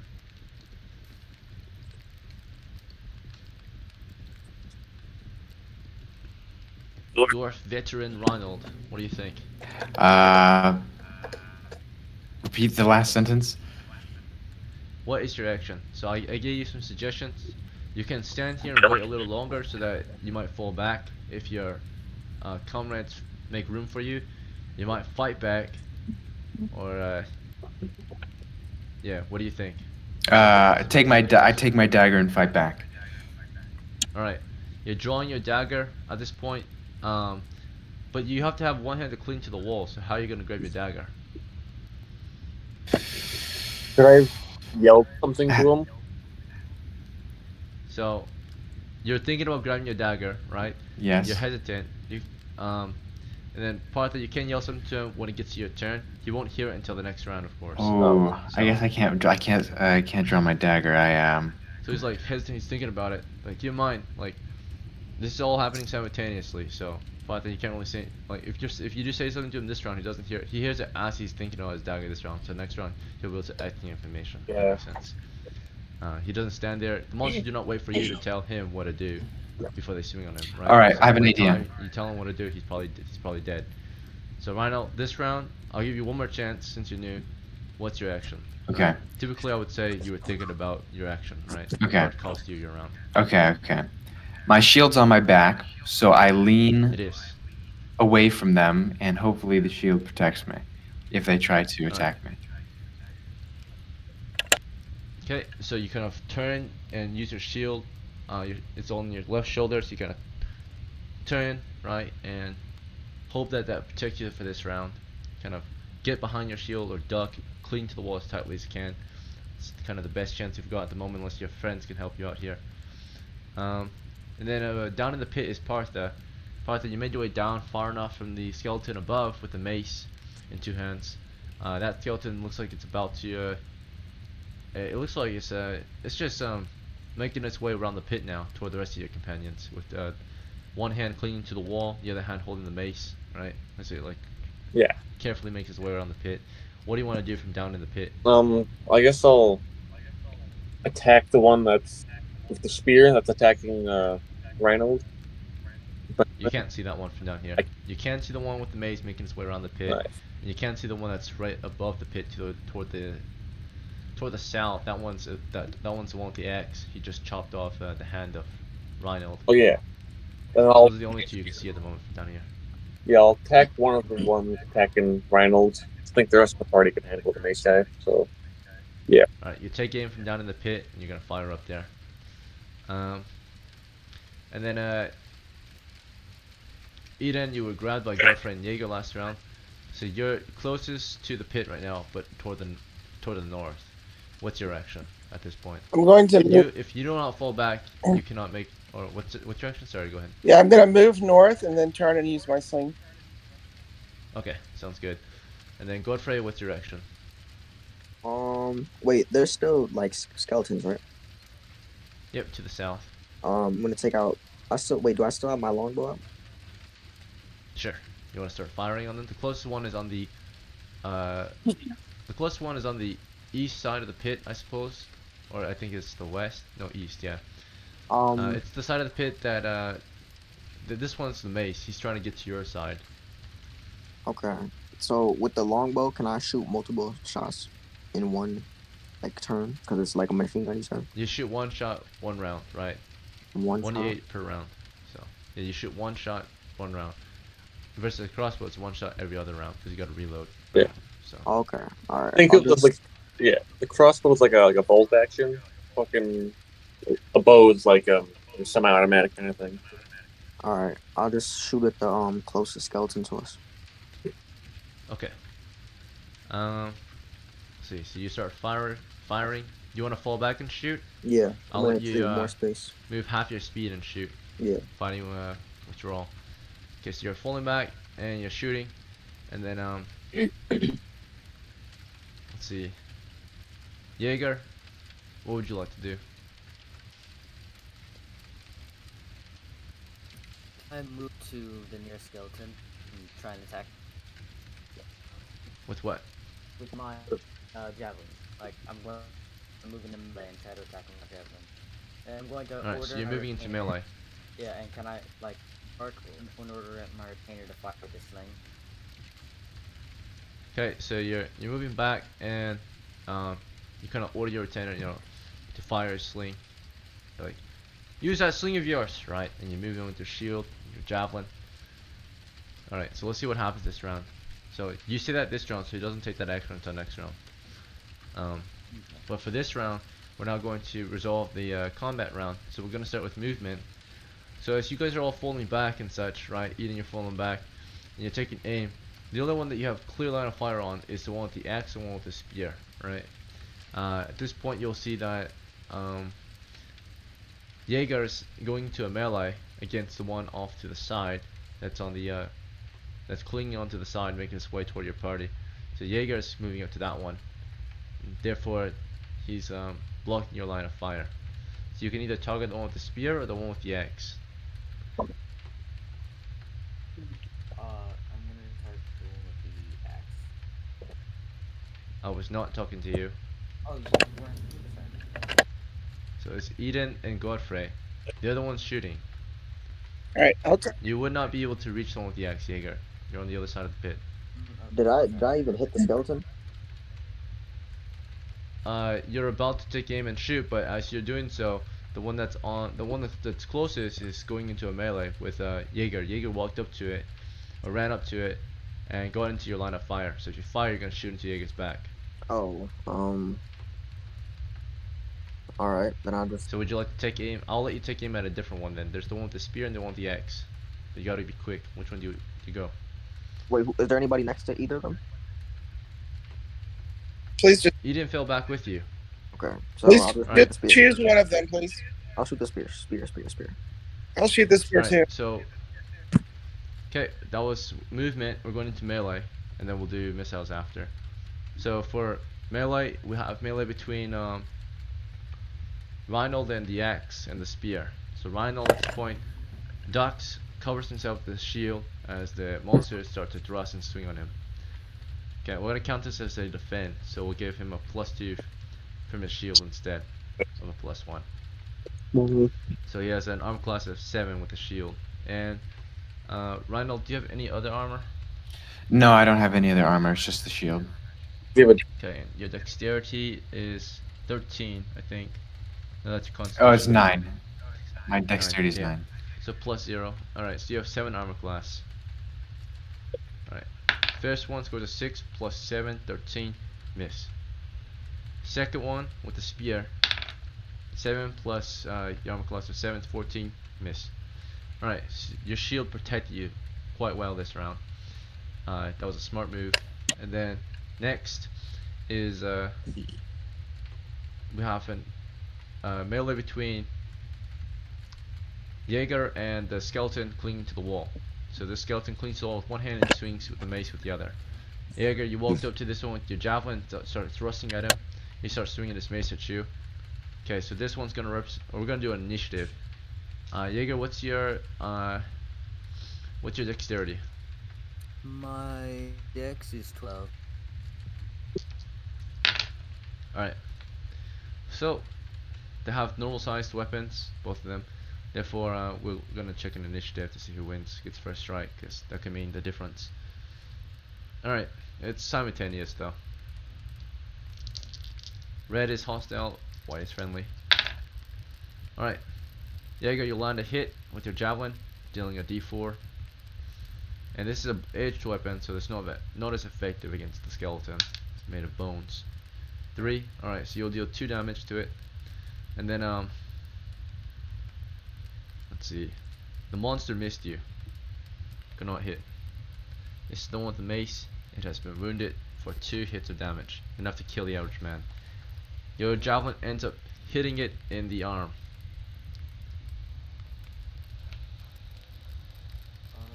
Don't I get 2 attacks? Because I'm a fighter. You do get 2 attacks. Good call. So one attack actually would happen before it even got a chance to swing at you, actually. So your first attack, that was your first attack. Here's your second attack.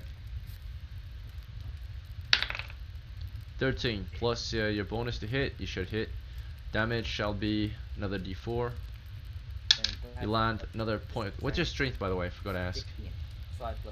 16. Plus You actually dealt +2 damage earlier, so Yeah, you dealt a total of 4 damage earlier, first attack. and an additional 3. So it dropped down. Yeah, it's still standing. The second hit that you land though is a lot better. This one goes into the ribs. First one you hit him in the arm. Second one you hit your javelin thrusts and cracks into the ribs, and the monster did not land a blow on you at all. So you're untouched. Now we're gonna go into missile combat for this round. That includes the shooter from down below taking aim at the skeleton swinging the axe. Let's see how he does. This is our thief. Yeah. Down in the pit. Partha, what's your bow? It's a sling. It's a Sling. Okay. And then what's your dexterity? 15. So plus All right. close plus 1. range. Is close range a thing? Close range +2. Yep. Okay. 9 plus 2, 11. All right. Just barely a miss. Okay. And then further south, Eden and Godfrey fell back, took aim, and fired at the one with the spear. Right. That one is the easiest to aim at the moment. The other 2 are in melee, close melee. So this has you have the clearest line of fire on this one. You both take aim and shoot. White shall be Eden, and red will be Godfrey. We'll have a 3 and a 14. Godfrey landed a hit, dealing what's your weapon? A longbow. Alright, 1d8 damage. 3 damage. This is against the spear. This one is fresh, it has not been hit yet. You see the arrow go into the ribs, but it maybe scratches a rib and goes right out of the skeleton to the other side. You can tell that edge weapons aren't as effective, right? Against bones, naturally. Bones are very light and weak, or actually they're pretty strong. They're hard to break, unless they're brittle and such. But no, you could break bones pretty easily if you have a heavy weapon. But yeah, you shot an arrow through the bones. You got a scratch on the ribs. Okay. Next is gonna be magic. No one's used to magic this round. and therefore we shall move into round 2, or no, round 3. We're now in round 3 of combat. We shall declare actions again. We're gonna start with a brave dwarven veteran Reinhold with one hand, blocking with his shoulder and shield. Reinhold, do you want to continue to block, or do you want to carefully fall back to the other side of the pit and retreat? You want to hold the line and keep blocking them off, or what do you think? Oh, sorry, you talking to me? Yes. Can I escape possibly? Is there? Yeah. I There's try. room to fall back now. Okay, I try At to this fall point, back. you can do either a forward retreat, which will guarantee that you retreat if you're fast enough, or you can do a careful retreat, like a fighting withdrawal, which means you keep your shield raised against them and like slowly back off. But this might allow them to continue following you if they choose to. I do a forward retreat. I run as fast as I can. Alright, you just turn tail and try to get out of there as quickly as you could. Hopefully they do not get a chance to hit you before you turn and run. Alright, let's see. Next is gonna be down in the pit is Partha still. Do you want to keep firing at the X I skeleton? think I might have to start climbing out of the pit towards my friends. Alright, so which side of the pit do you want to climb? The north side. Good call. Alright, you grab at the north wall, you start climbing. And then, Eden, what's your action this round? Do you want to keep shooting?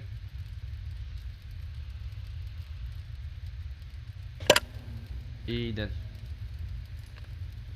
Want to do a timer for I'll each of these to move the shoot and then move north. Okay, shoot and move north. So you're falling back, or you're gonna shoot and then fall back. That's fine.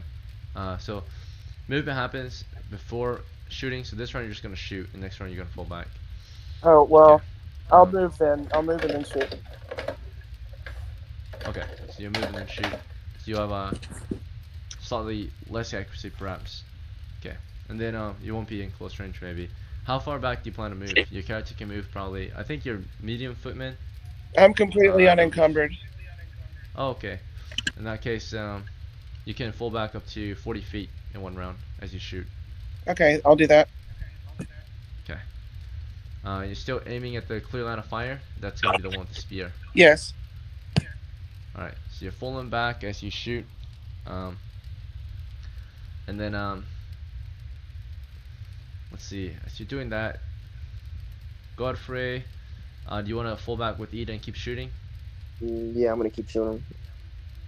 Do you want to stand your ground and shoot, or do you want to fall back and shoot? Is there any close to me?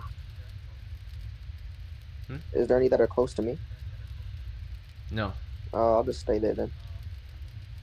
Alright, you stand your ground, you keep firing at close range. And then, we can see, we're in a tunnel, so it gets kind of hard to shoot in a tunnel, right? If people stand in the way, you'll lose line of fire. So Eden, if Godfrey doesn't come with you, he might be in the way of your shot. His body will be in the way, right? It's not wide, not a very wide passage, only about maybe 7-10 feet wide, or about 7 feet wide. Alright, and then you wanna like pull him with you? You like see he's about to take a shot, you can grab at him and like lead him out with you. No, I'll just go. Alright, he'll just take aim anyway. Let's see. And then Jaeger, do you want to continue to hold the line at the pit and keep fighting the one that you've been fighting? The one with the mace? You want to continue your melee? Alright. So you all have your actions. We'll start with movement. We'll see that the one with the spear continues to kind of stand there and thrust its spear at we're doing movement right now. So we see the character Ronald. He's trying to fall back, right? We gotta see if he's fast enough to fall back with these monsters pursuing him. So we're gonna roll initiative here, and he loses the initiative. So what happens is pretty much the monsters will move first, and they'll continue after him, and then he would move.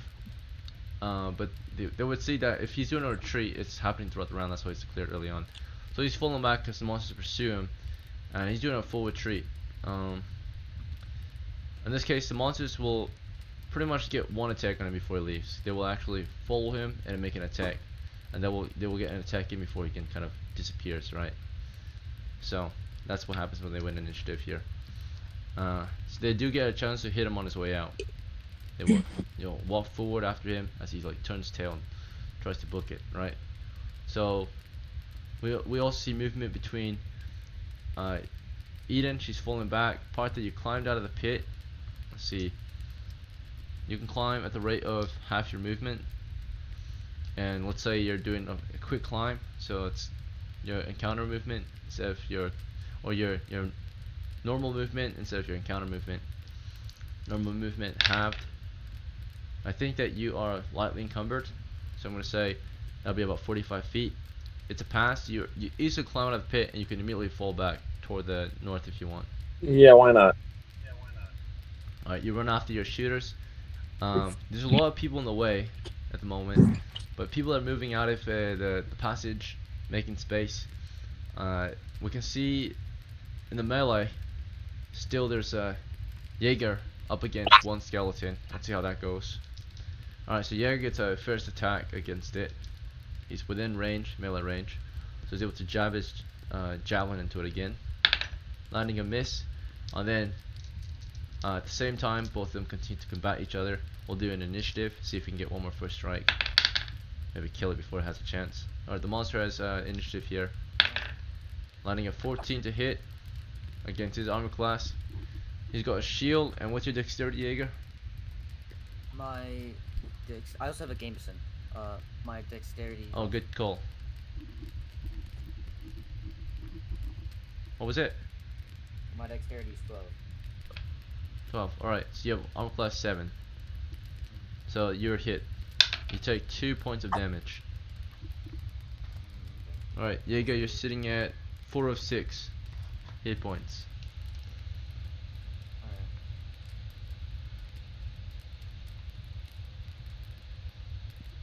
Okay. Alright, and then Don't I get another attack? here's your attack. Alright, 9 plus 2 is 11. Alright, that's another miss. So you go in there, you give another jab, and you miss again. That's 2 attacks in the 1 round. Okay. There's melee between Reinhold and his foe. We did an initiative. Reinhold lost it, so all that's gonna mean is as he's falling back, we're gonna see the monster have at least a chance to hit him on his way out, I think. Or movement happens before, so but then yeah, so then they would pursue him. They would see he's falling back, they're moving after him. That's their choice of movement, and they attack him on his way out. But they don't get to pursue him after that. He'll get some distance at least. If he survives the 2 hits, he's gonna have distance between him and the monsters. Alright, they have a +2 bonus to hit him at this point. So his shield does nothing, and they have a +2 bonus. Alright, so he's hit once, he's hit twice on his way out. The first blow drops him down to 0 hit points again. He makes a saving throw versus death. Our brave dwarf is hit again for another death blow. But dwarves have a high saving throw that can take a lot of pain and suffering before they die. Alright, another pass. This next attack was an axe hit. On his way out, the axe lands a hit on his, we'll go with his left shoulder. As he turns around, it swings down his left shoulder, severing his left shoulder. He now has a severed left shoulder, right? So blood spits from his left shoulder. He takes another wound. He's at 1 hit point still, barely able to cling on for life. But Reinhold again has a chopped left hand, a severed left shoulder. That arm is pretty much done for.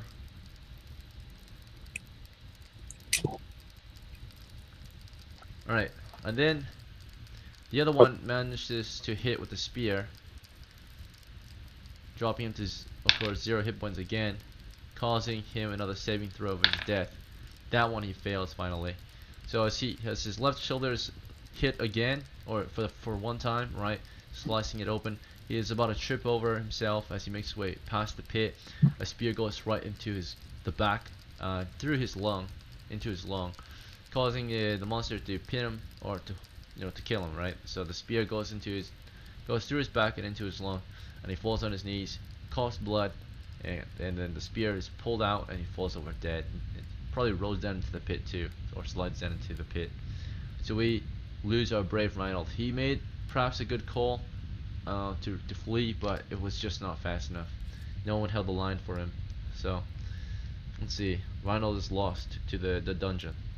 Unfortunately, the game is over for you, Hop.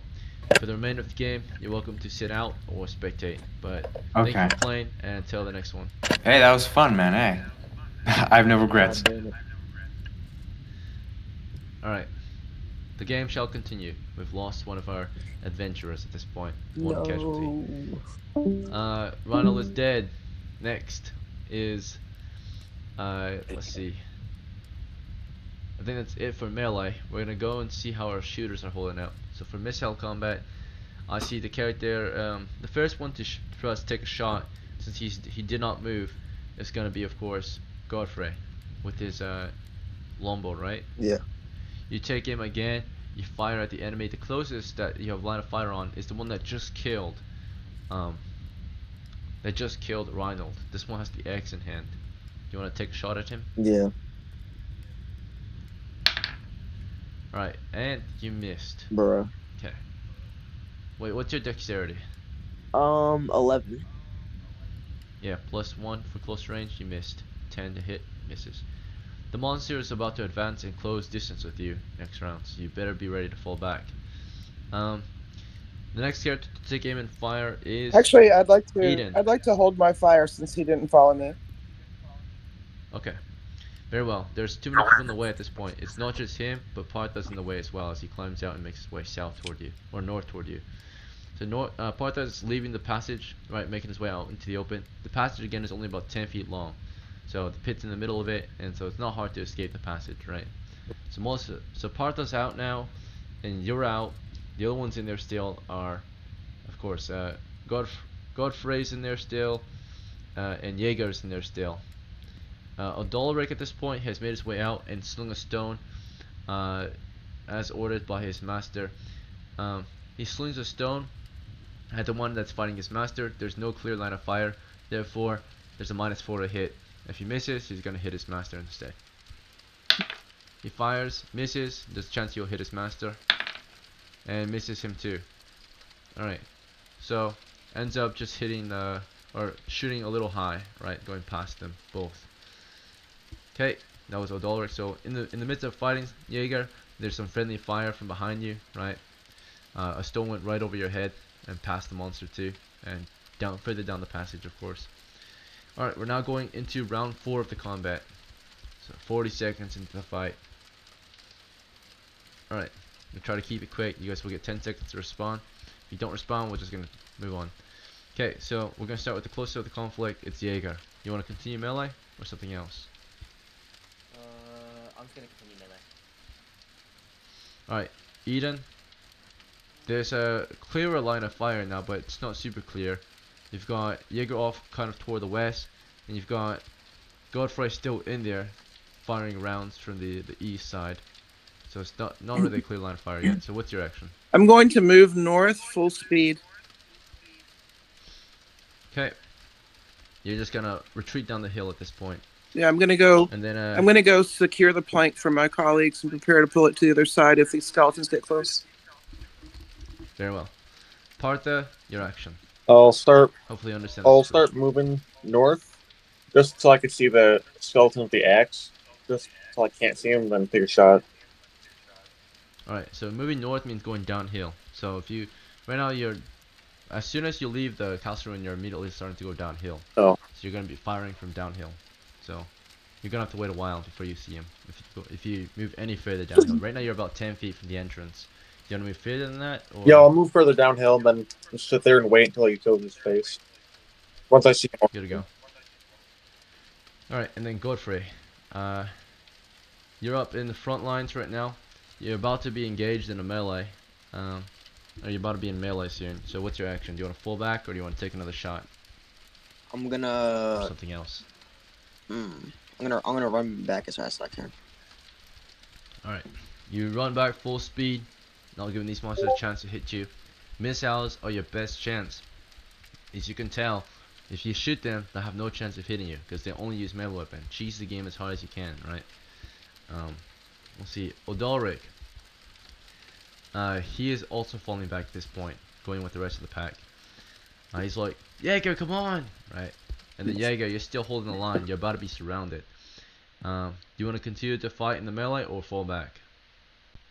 Or something else? Fall back. Alright, full retreat or fighting withdrawal. Fighting withdrawal still allows you to protect yourself and fight, but full retreat will likely grant you a full retreat. Of course, you will not be in melee anymore, but then they have a high chance to hit you on your way out. I'm gonna go full retreat. Full retreat. Alright. It's a bit of a gamble, but at least you will guarantee a retreat. So, if you do survive it. Okay, we shall begin with movement. As Jaeger is trying to fall back, we shall give the monsters. If you do a retreat in melee, movement in melee is different from movement in general. If you were not in melee with him, you could easily just move away if you had initiative or whatever, right? But since you're in melee, they always kind of get a chance to maybe hit you on your way out. So if they win initiative, I'm gonna give them a chance to hit you. And that's gonna be at a +2 bonus. The ones that are within melee with you is I saw that the character Godfrey, he was not even in melee, so he can easily fall back, right, without the monster having even a slight chance of catching him. So Godfrey easily fell back, as long as he's got more movement speed than the monster. The monster, of course, was moving after him for a moment, but then turns and flanks you. So you're gonna be attacked by 3 enemies right now. The spears, on the other side, the pit's only 3 feet wide, so he can still reach you. He's stabbing at you from a distance. You've got an axe and you've got a mace. You're up against 3 skeletons right now. You're trying to full retreat from. So you gotta get an initiative against them. So this is gonna be your initiative. This is gonna be. We're rolling individual initiative here. So this is their initiative. So they all each have a chance to hit you on your way out. So here's yours. It's 5, and then plus your dex, which is 0. Here's theirs. All right. So 2 of them have a chance to hit you then on your way out. 1 before you can even take a step out of here. And then the other is while you're moving. So before you can even take a step back, 1 lands a hit on you. This is the one that you're up against with the mace, swinging it with its left hand. I'll do a -1. All right, not a chance. And then the one with the axe made its way around, engaged in melee with you, and as you're falling back, he swings his axe into you. Another miss. You duck it, and you full sprint out of there. You kind of turn tail and just start running out of the passage, right? So you get their swings in, you kind of push them back and dodge and run out of there with your life. Alright, good call. You made it out. You've all got some distance on them, making your way down the hill. Eden's making her way down to the bridge. And as the monsters approach the exit of the gate, they do not go any further and actually retreat back into the ruins. You see them quickly look to each other, right? Look back to you, and then run back into the shadows. So you retreat and they retreat back into their castle. Unfortunately, we lost a brother and we're wounded. So Jaeger's been wounded slightly. But what would you like to do from here? I did see some bodies in that pit. Might be something down there. Yeah. We could go back to the gate and try to lure them out and just take them down with ranged weapons. Yeah, I think. Rufus, Deacon, am You- I bleeding out or? You got a little cut on you maybe from the mace that hit you earlier. We can have 2 melee on each side, protecting the sides, and everyone else can just start shooting. If that'll work. I suggest we don't engage them. If we want to, you said there were bodies in the pit, right? Said the passage was 10 feet, wide. And I want to remind you, you have 2 thieves in your party, so if you want to prepare an ambush, keep in mind you have 2 thieves, right? Hey, I'm just saying, I don't think that going after them is worth it. If you choose to, I will help, but, I don't Well, we're gonna have to take these out if we're ever gonna get into the dungeon. Yeah. Did you say the passage to the castle was like 10 feet wide? Indeed. Well, it's about 7 Hmm. feet actually. Ah. Yeah, I don't That's why think the way is so we narrow. should. I don't think we should even try to melee them. We should just try to lure them out, do ranged attacks, retreat, repeat. Yeah. If we do that, we might be able to take out a few of them. At this point, we can't. We're not going to be able to get into the dungeon today. There's So got to if be we take this, leftover, we like. kill them and take their skulls, we might be able to sell them for that. Sell the skulls for some coin. So. I mean, there got to be some, like. Who has ranged weapons? I think all of us. Okay. I mean, is there some, like, leftover, like, debris, like wood from the bridge? We could probably just use that to block the passage that they can actually reach us both sides. And just keep shooting them, stop and repeat. I don't think they'll attack us unless at least somebody goes past the gate to lure them out and then runs back. And we don't want to block the passage for that. Yeah. I mean, can this plank get moved? I've got We could use the plank from the bridge. I just don't think we want to do that. I don't think we want to do anything to mess with the structural integrity of that rickety bridge. Yeah. And we have to get across it. Listen. I have a plan. Marcus and Partha and Eden, you're all gonna set up like near the edge. That way, there's some space between the gate. Me, I'll send my retainer out there to try and lure them out. And when we have clear line of sight, we'll try and take them out. Well, there ain't no way the retainer is gonna like allow him to do that. You'd be surprised. I'll throw a charisma check on his ass. Man, Aiken, can we as a rank? Yeah. What's your rank? Okay, so it's gonna be them three. So it's gonna be Godfrey, Hertha, and Eden. Like I'd say maybe 10, 20 feet out from the gate, and they're going to be their ranged weapons ready. I am going to send my retainer out to try and lure them out. Alright, so your ranged group is gonna be Eden and who? And Godfrey? It's gonna be Eden, Partha, and Godfrey. Eden, Partha, and Godfrey. And where do you want them positioned? South or north of the gate, or to the flank? North of the gate. I think south of the gate, because otherwise we'll be firing through the gate. Mm-hmm. So this is, you guys are currently on the north side, right? Yeah, we want to get on the south side, or they won't even come out. The gate and lure them out of the gate. They're not going to come through the gate. They're programmed not to do that. Hmm. We could just move in melee ranks and take them out. I mean, how deep? I was in the pit, right? So how did I see how deep it was? I know that pit is The 10 pit feet was deep. about 10 feet deep. Huh. Takes up the mean, majority of the center. There's water in the bottom and stakes, so you don't want to fall in it. Yeah. Next time somebody's down there, though, break the stakes. Yeah. A spear's 10 feet long, isn't it? 7, 8 feet.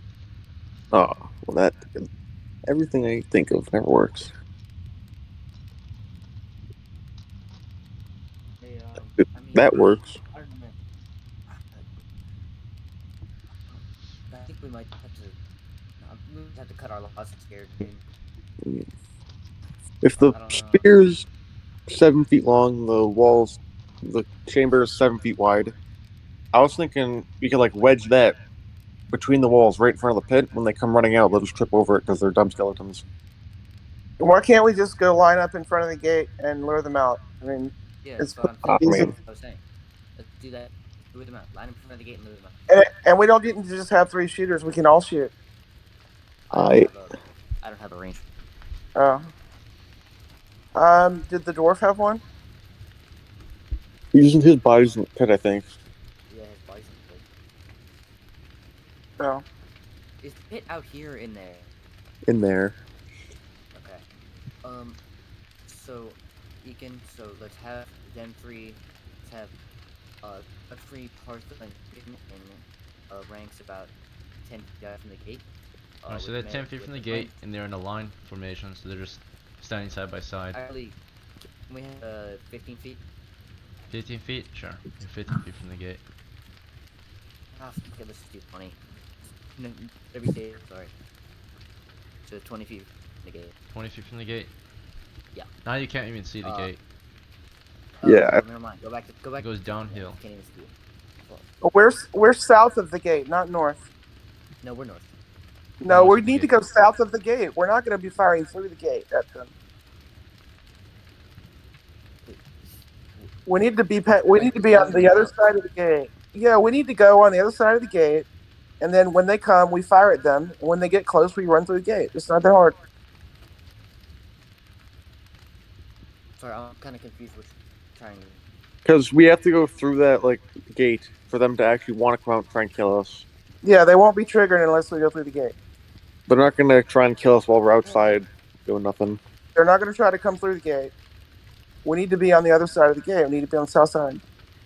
All right, so let's move let's move to the south Over side here. and yeah, let's move to the south side in ranks. Alright, so you're carefully moving up. Your Yes. front rank is including, you put your bows in the front right now, or do you want someone else in the front? Can we just have everyone in a line?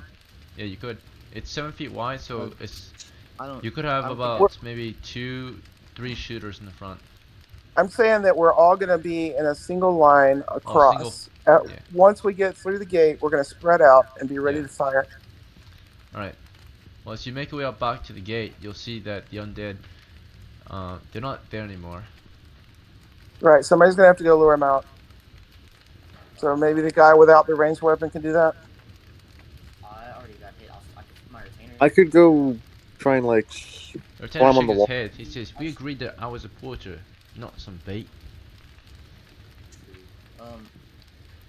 Why don't we send a thief there? Because they're probably the fastest. How high are those? You can still run. You're not encumbered. You should be able to run just as fast as anyone else. Regardless, Yeah. I'm already injured and I don't want to die.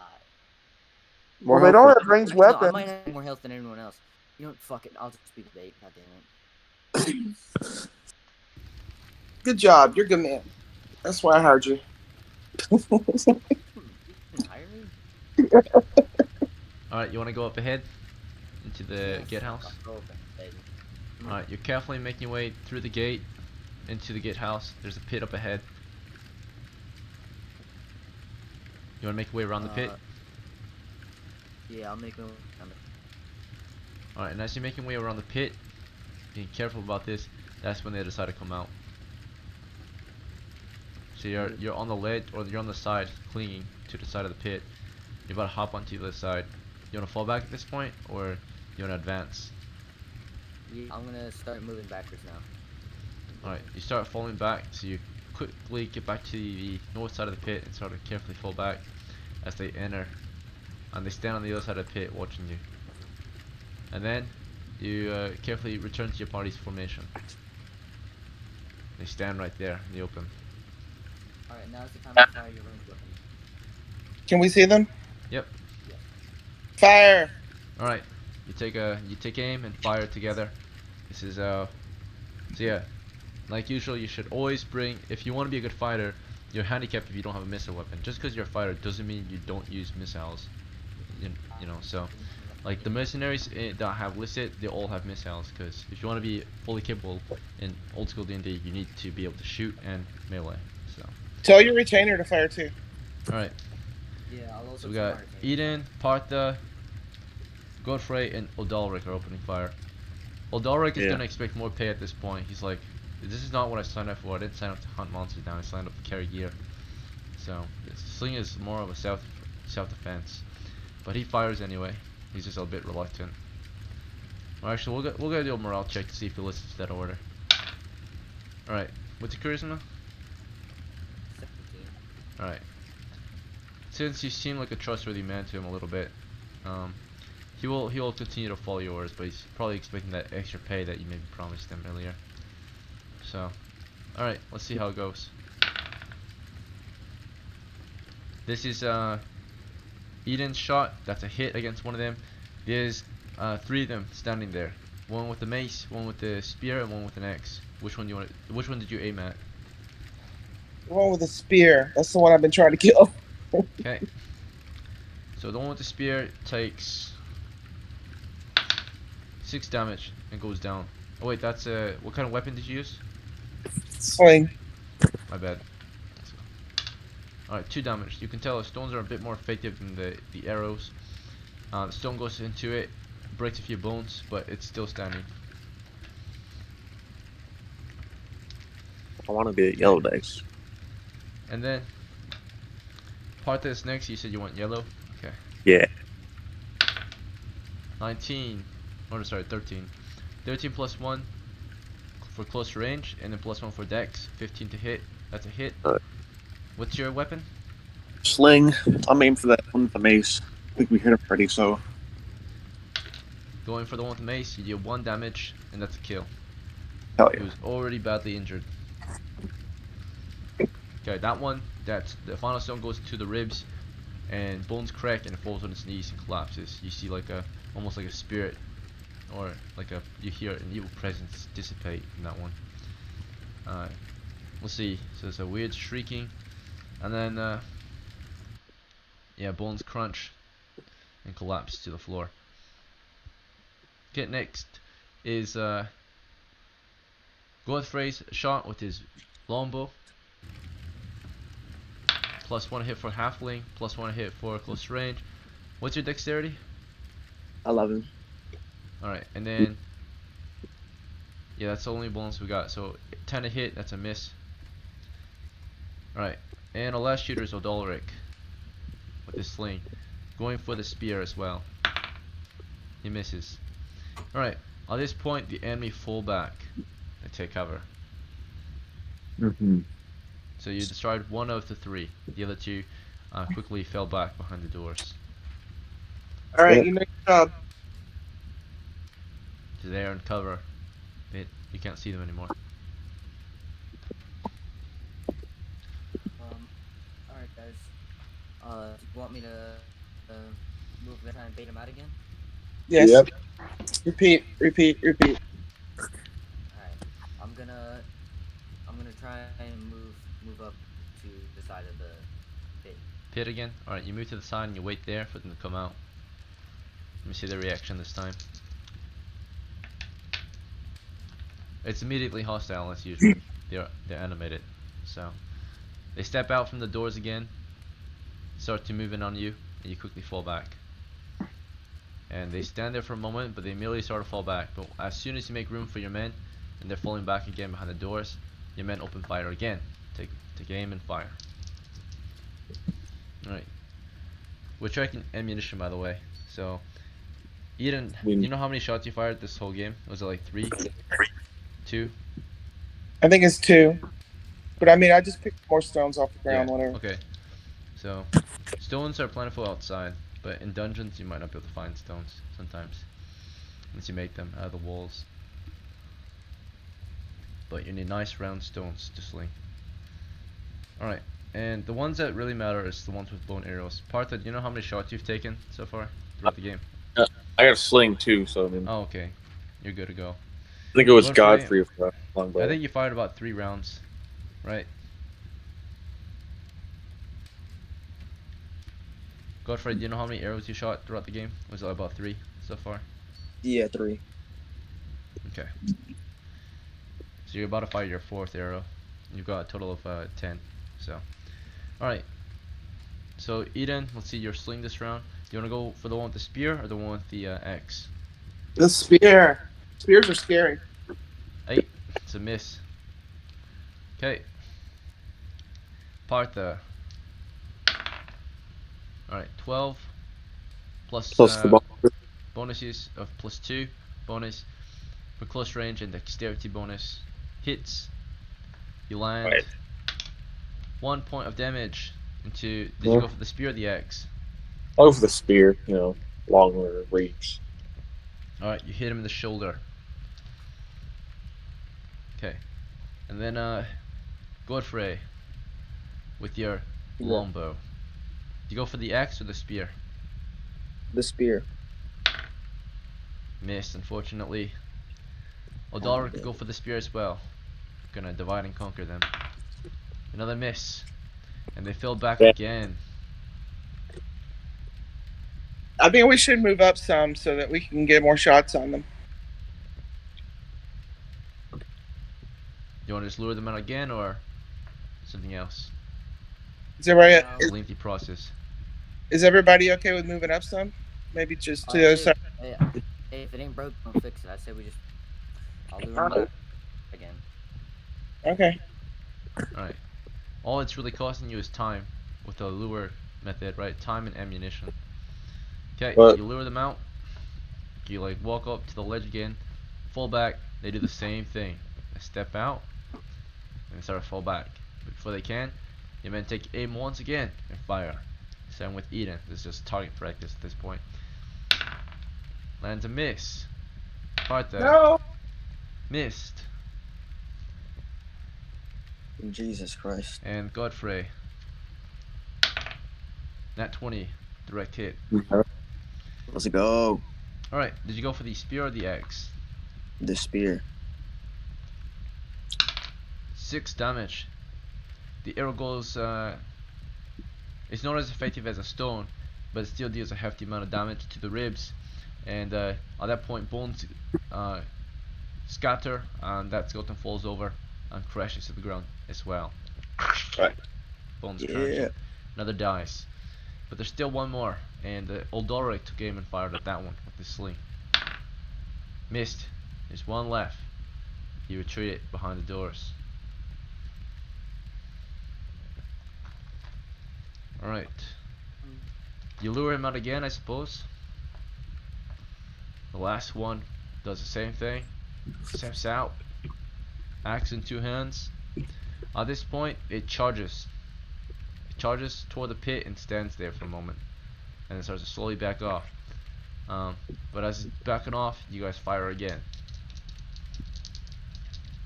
Okay. So as you made your way up to the pit, it charged you. But because you were not in melee, you easily spun around and just retreated back behind your friendly lines. And it fell back. But before it could fall back, you guys shoot again. Miss. Hit. Alright. Eden missed. Partha, you just hit with your sling again. Yay. Causing another 1 damage. You hit Man, him I'm in low. the leg. Alright. And Godfrey, with your bow and arrows, another hit for 1 damage. Let's go. I guess we're chipping away, I guess. I mean, Yep, chipping away at this bigger one. And then Odalric with his stones misses again. It's a terrible shot. Okay. And he retreats again. yeah. Lure him out again. Comes out to see you 6 once more. Hopefully this will be the end of it. It's a lengthy process, but no one's at risk here. Partha lands a hit. Eden lands a hit. Eden, you deal 2 damage. Partha deals 4 damage. He's done. Hell yeah. Alright. Okay. Finally. Okay. Blew that So, motherfucker up. Stoned him to death. Alright. so So let's check out those weapons and see if they're repairable, and also the Yeah, content. let's go. I'll check down. I'll go down to the pit, I guess, so I can climb. I'm gonna go over to the skeleton that had the spear and pick his spear. Alright, one thing at a time. So go down the list. Jaeger, immediately you go inside and you're going after the spear. Eden, you're having a look at the skeletons too, or just looking them over, see what kind of gear they got, or something else. Yeah, I'm congratulating everyone and boosting morale. Alright. And then Partha, you want to climb down into the pit? Yeah. Here's I have to go fetch the body of my friend, and then see what other goodies are down there in those old bodies. Indeed, there are other skeletons down here. Godfrey, No, Yeah. what would you like to do? How would you like to proceed? The party's looting at this point, celebrating their victory. I'm gonna look around for any hidden loot. And where? In the gatehouse? In the pit? Among the skeletons? Mm, among the skeletons. Okay. And Odalric, the porter, follows his master.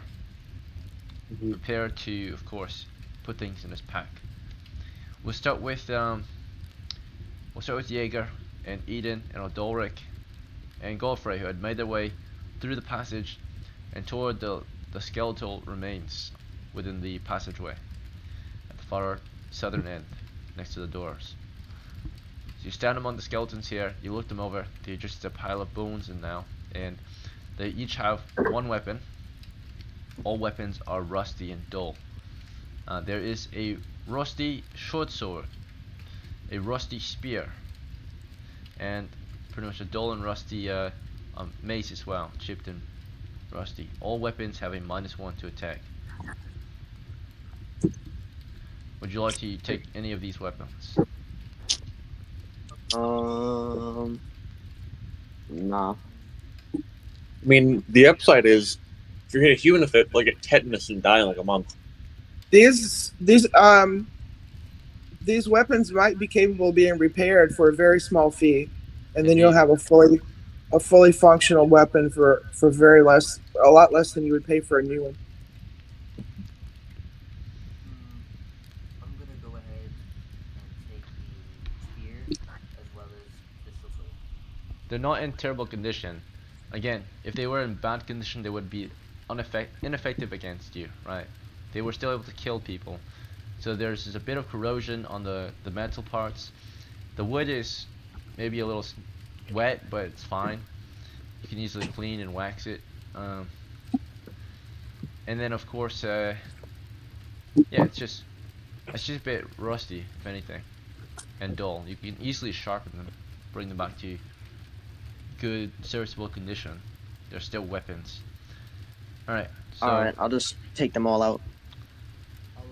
Well, there's multiple characters trying to loot them, so you can't just grab them all at once.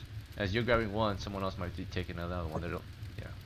You all take turns grabbing something. So, I know that Jaeger was going for the spear. Would you guys like to discuss who takes what first, or do you want to just start taking things? No, I don't really care. Okay. I mean, it's party. We could it's party loot anyway, so I mean. Yeah. It's literally just rusty weapons. Jaeger, you obtain a spear.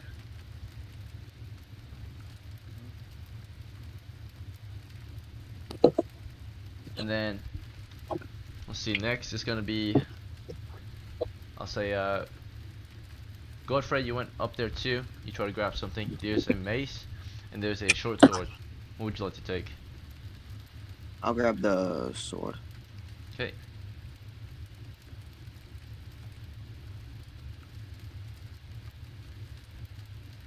Alright, and then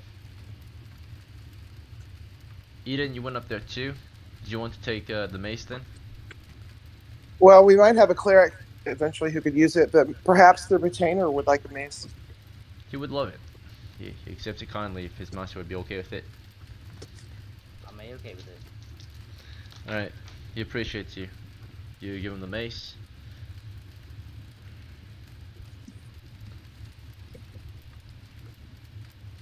He was very brave. He deserves it. Yes. Alright, and then one of you went down into the pit. In the pit, Yep. there's a few skeletal remains. There's not much on them. You find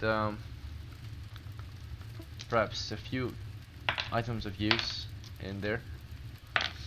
There's a dagger, a sheathed dagger around one of them. They're skeletal remains, but they're wearing very dirty and soaked clothing.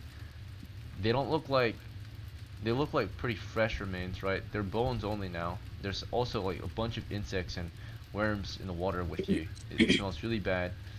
But fortunately, you're wearing clothes. If you were not wearing clothes, it would immediately call for a disease check. Okay. So you're standing among filth right now, a pool Yeah. of decay. Won't From stay rot. for long. The next one that you move around, this one is wearing a gambeson and a shield. The shield Okay. is soaked and really heavy.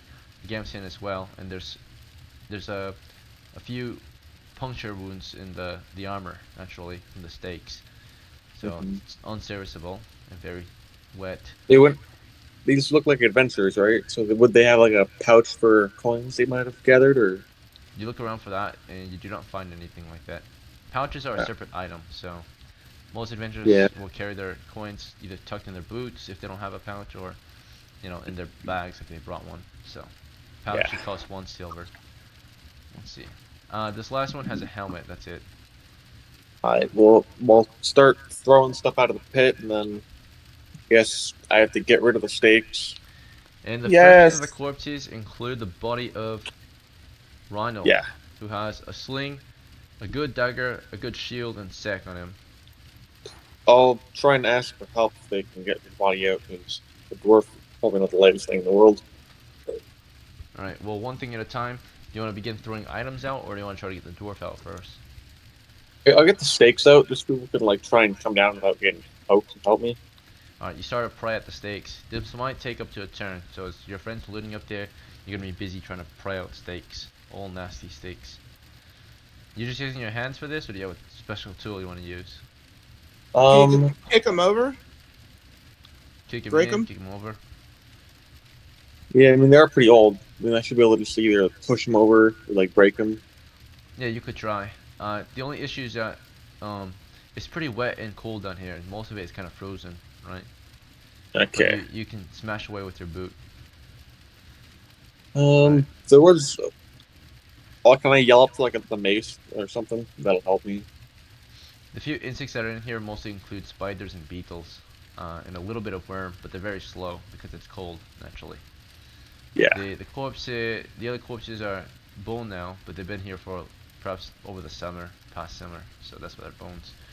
This one here, the freshest one, that's gonna be freezing soon, is the dwarf corpse, but you're planning on taking them out of here.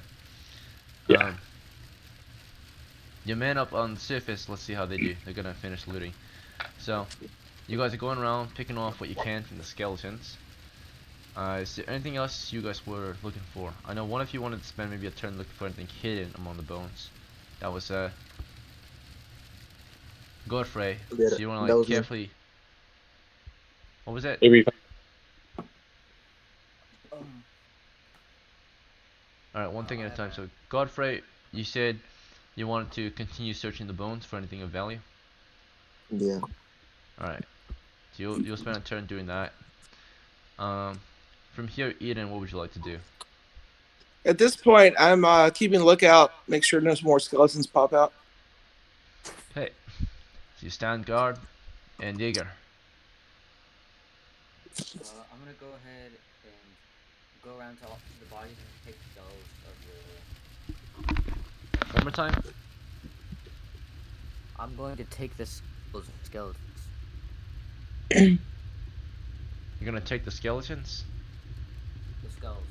The skulls. Oh, okay. Alright, you start prying apart the skulls. And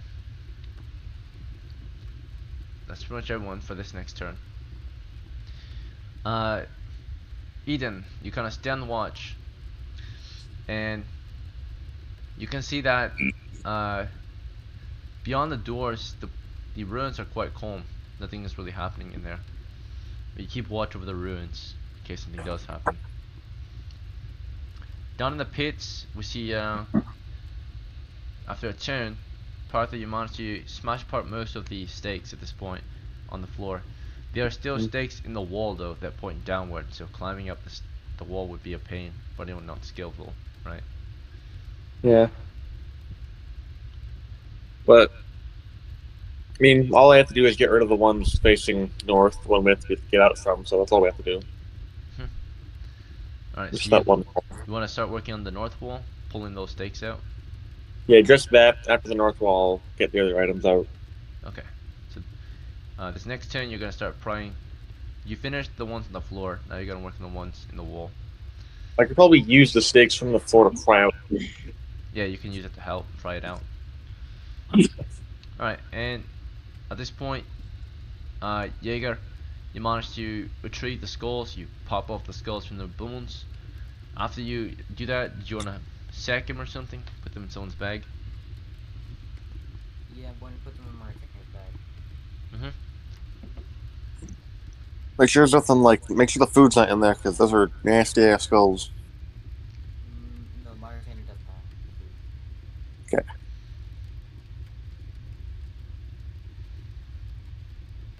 Alright, we obtained 3 skulls. Undead. They are indeed marked with a few incantations, right? Allowing them to perhaps be possessed by a demon or a spirit. Magic. Alright. So you managed to bag them. And then next is gonna be Eden, you were just on watch. Nothing happened. That's right. And as for Godfrey, carefully searching the bones for anything else of value. What's your wisdom? Godfrey? 10. 10. Alright, plus 0 adjustment. After a turn of searching, there's nothing else of value that you could find on the skeletons. If you want to search them longer, you can definitely do so. But after a turn of searching, you found nothing. Alright, so we're gonna go back around to well, actually, what would you like to do from here? So Adalric, do you want to keep searching the bones, or are you ready to move on? What's the retainer? Keep searching it? Okay. And Eden, do you want to keep standing watch? Or do you want to do something else? Partha might need some help soon. He's down in the pit. I'm gonna keep standing watch. And, just encourage everyone to retrieve the dwarf's body, and then we can head back. I'm working on it. And it would be faster if someone goes out and helps him. So let's see, maybe Jaeger can help out with that. Isn't the body in the hole? It is in the pit, indeed. That's where I'm at too. So Jaeger, what would you like to do this next turn? I guess I'll try and help in any way I can. I don't really know how to do. Is anyone else having a hard time hearing Jaeger? Or is it just me? Yes. Lovely. Can you hear me now? Yes. Yeah. Yeah. Okay, sorry, I'm having like mic issues. I'm just gonna try and help in any way I can. Help who? And how? Help get the body out of the pit. Okay. So then I guess you're just standing there waiting for part of the Ready to maybe give you some. ready to hoist it out. Okay. Sounds good. And your retainer will follow you then. Alright, Partha, so after another turn you managed to pull out the spikes on the north side of the pit, at least the ones you could reach. And you've cleared most of them at this point. Alright, then I'll. Did the dwarf have any armor on him? That'll make it heavy. You could take off his shield that's around his shoulder. Yeah, I'll do that. It's 10 pounds. Alright. Yeah. The dwarf weighs 150 pounds, I think. Yeah. I could. That's easy enough. I could squat that. I'll try and lift up his hand so that the two at the top could reach it and pull him up. So our adventurers can lift up to double their combat rate, typically. So 160 times 2, 320 pounds. But they can't travel with it, right? They can't move with it. They can just lift it. So Yeah, I'm just doing like lift this about 320. What's up? I'm just trying to lift it like above my head so I can grab it. Alright. So you grab onto him and you lift him. I'll see if you have enough strength for it in one go. You do. Okay, if it had- Yeah, there's a 2 in 6 chance. You're able to exert here, you toss him over you for a round or so. Or you're just holding him up. And then someone else up there can grab him. Okay. So I suppose that's Jaeger. Alright, Jaeger, do you want to grab him or what? Yeah, I'll grab him and like kind of bring him out. Alright, you pull the dwarf out, his corpse. Alright, he's now out here with you without a shield. The shield's in the pit.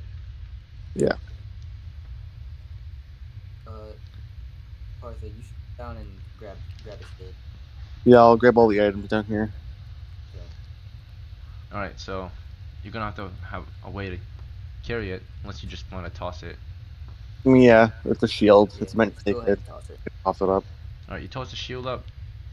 Okay, are you I'll just to- leaving the shield in the gate or does someone want to keep it? I'll track it if I'm you want to going keep it. I'll. We can use the shield to help carry him. You know, you carry bodies home on their shields. There's also other shit down. There's another shield, gambeson, and like I think other stuff. Yeah, there's a Um, soaked shield, Shield. -1 Dollars. shield on there. So an unserviceable shield that can be repaired though. I'll get the gambeson off the skeleton. Toss that, like, try and bring that up there too. Same thing with the shield and the helmet. Alright, so let's get these list. If you want to keep these items, you got to give me your name and I have to put it on paper so you can actually keep it. So I know so far the good shield. Who wanted to take that? This is I was Reinald's gonna old give it shield. to Retainer or if that's up to you. Pass it to your retainer. Dark. Huh? I'm going to give it to my retainer Odari. Okay.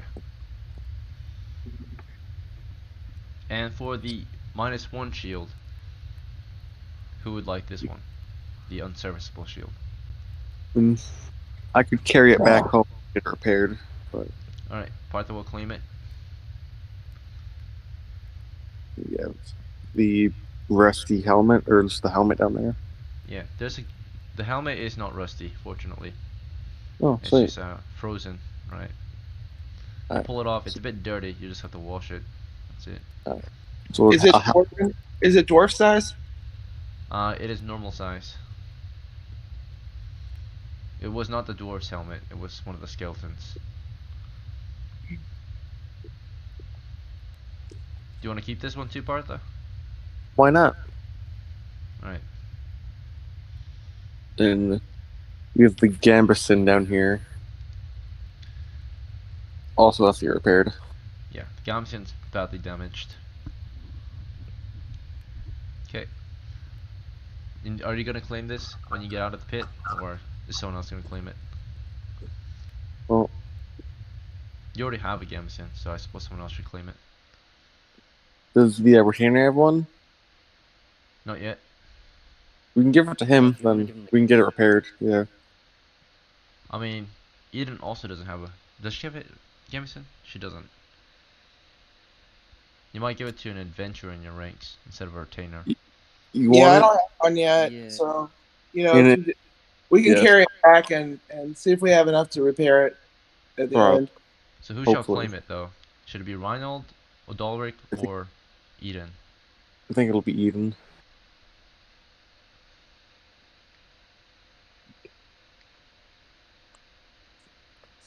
Okay, and then I think there was also a dagger. This dagger is serviceable, it's not rusty at all. Yeah, I forgot there was a dagger. Retainer has one, I know that. He's Does a mace. Godfrey have a dagger? He has a knife and a short sword. That's, I mean, dagger's better than a knife, so Yeah, but he has a short sword. okay. Probably someone I who guess- doesn't have a melee weapon before you see. Who doesn't have one? I have If a not- knife and a spear, so I'm pretty well set. I think everyone guess at this I'll- point has a melee weapon, We'll yeah. start dual wielding daggers, I guess, because like this. Why not? If you do, you get a +1 to attack. Might as well. Alright, you take a second dagger.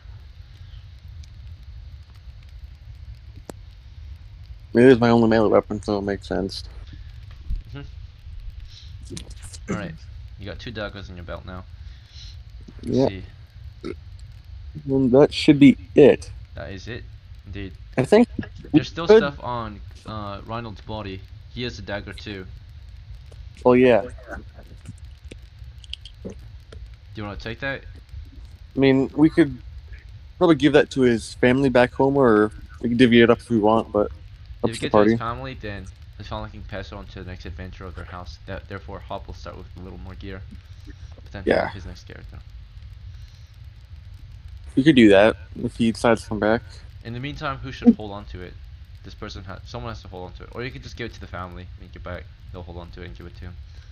I mean, yeah, we just leave it on the body, then give it to them with the body. All right, I was good thinking to go.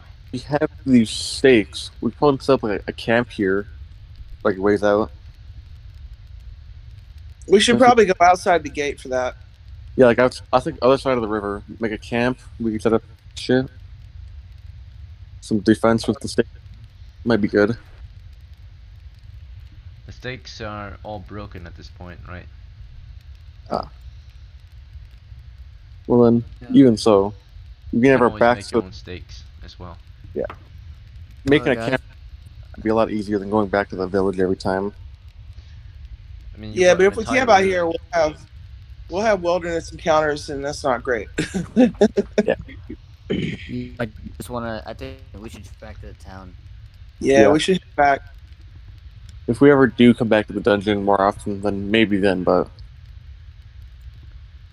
All right, Alright. so let's carry the dwarf back on a shield.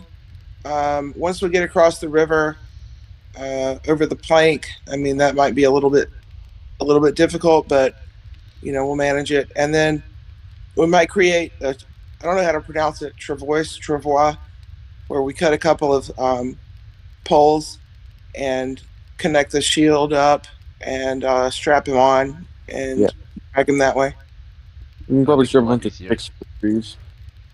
Okay, we can definitely get something like that done. How much game time do we got left? We started this game at Like an hour and a 10, half ago, 2 11? hours. So we started at 11, so it's about 2 p.m. So yeah, we should wrap it up. That's right. Coming to the end of game Yeah. time. All right.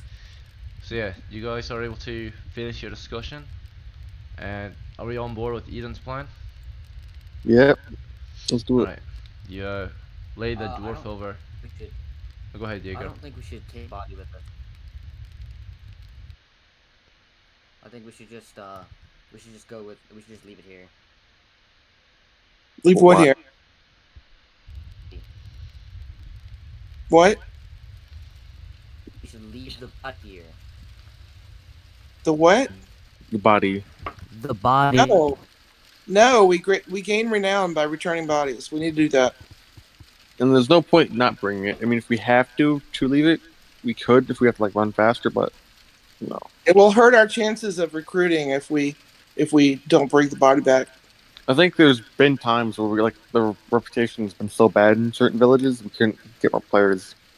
Yeah. So So we couldn't hire retainers. if you bring him back, you'll build relations with that house. In that case, that player individually. So, of course, it will be more, or if you want to have good players returning to the game, right? Respectable characters and players and all that, you have to treat them well, naturally. So the player of, I'm sure the player of Reynold would maybe appreciate that you bring his dwarf home, and then Yeah. he might play more often. Therefore, Then- you get characters from yeah. his player. And then the next character will have that gear plus his starting money. So Yeah, and if we give him a share, then his character will inherit that, assuming we get anything for the skulls or whatever.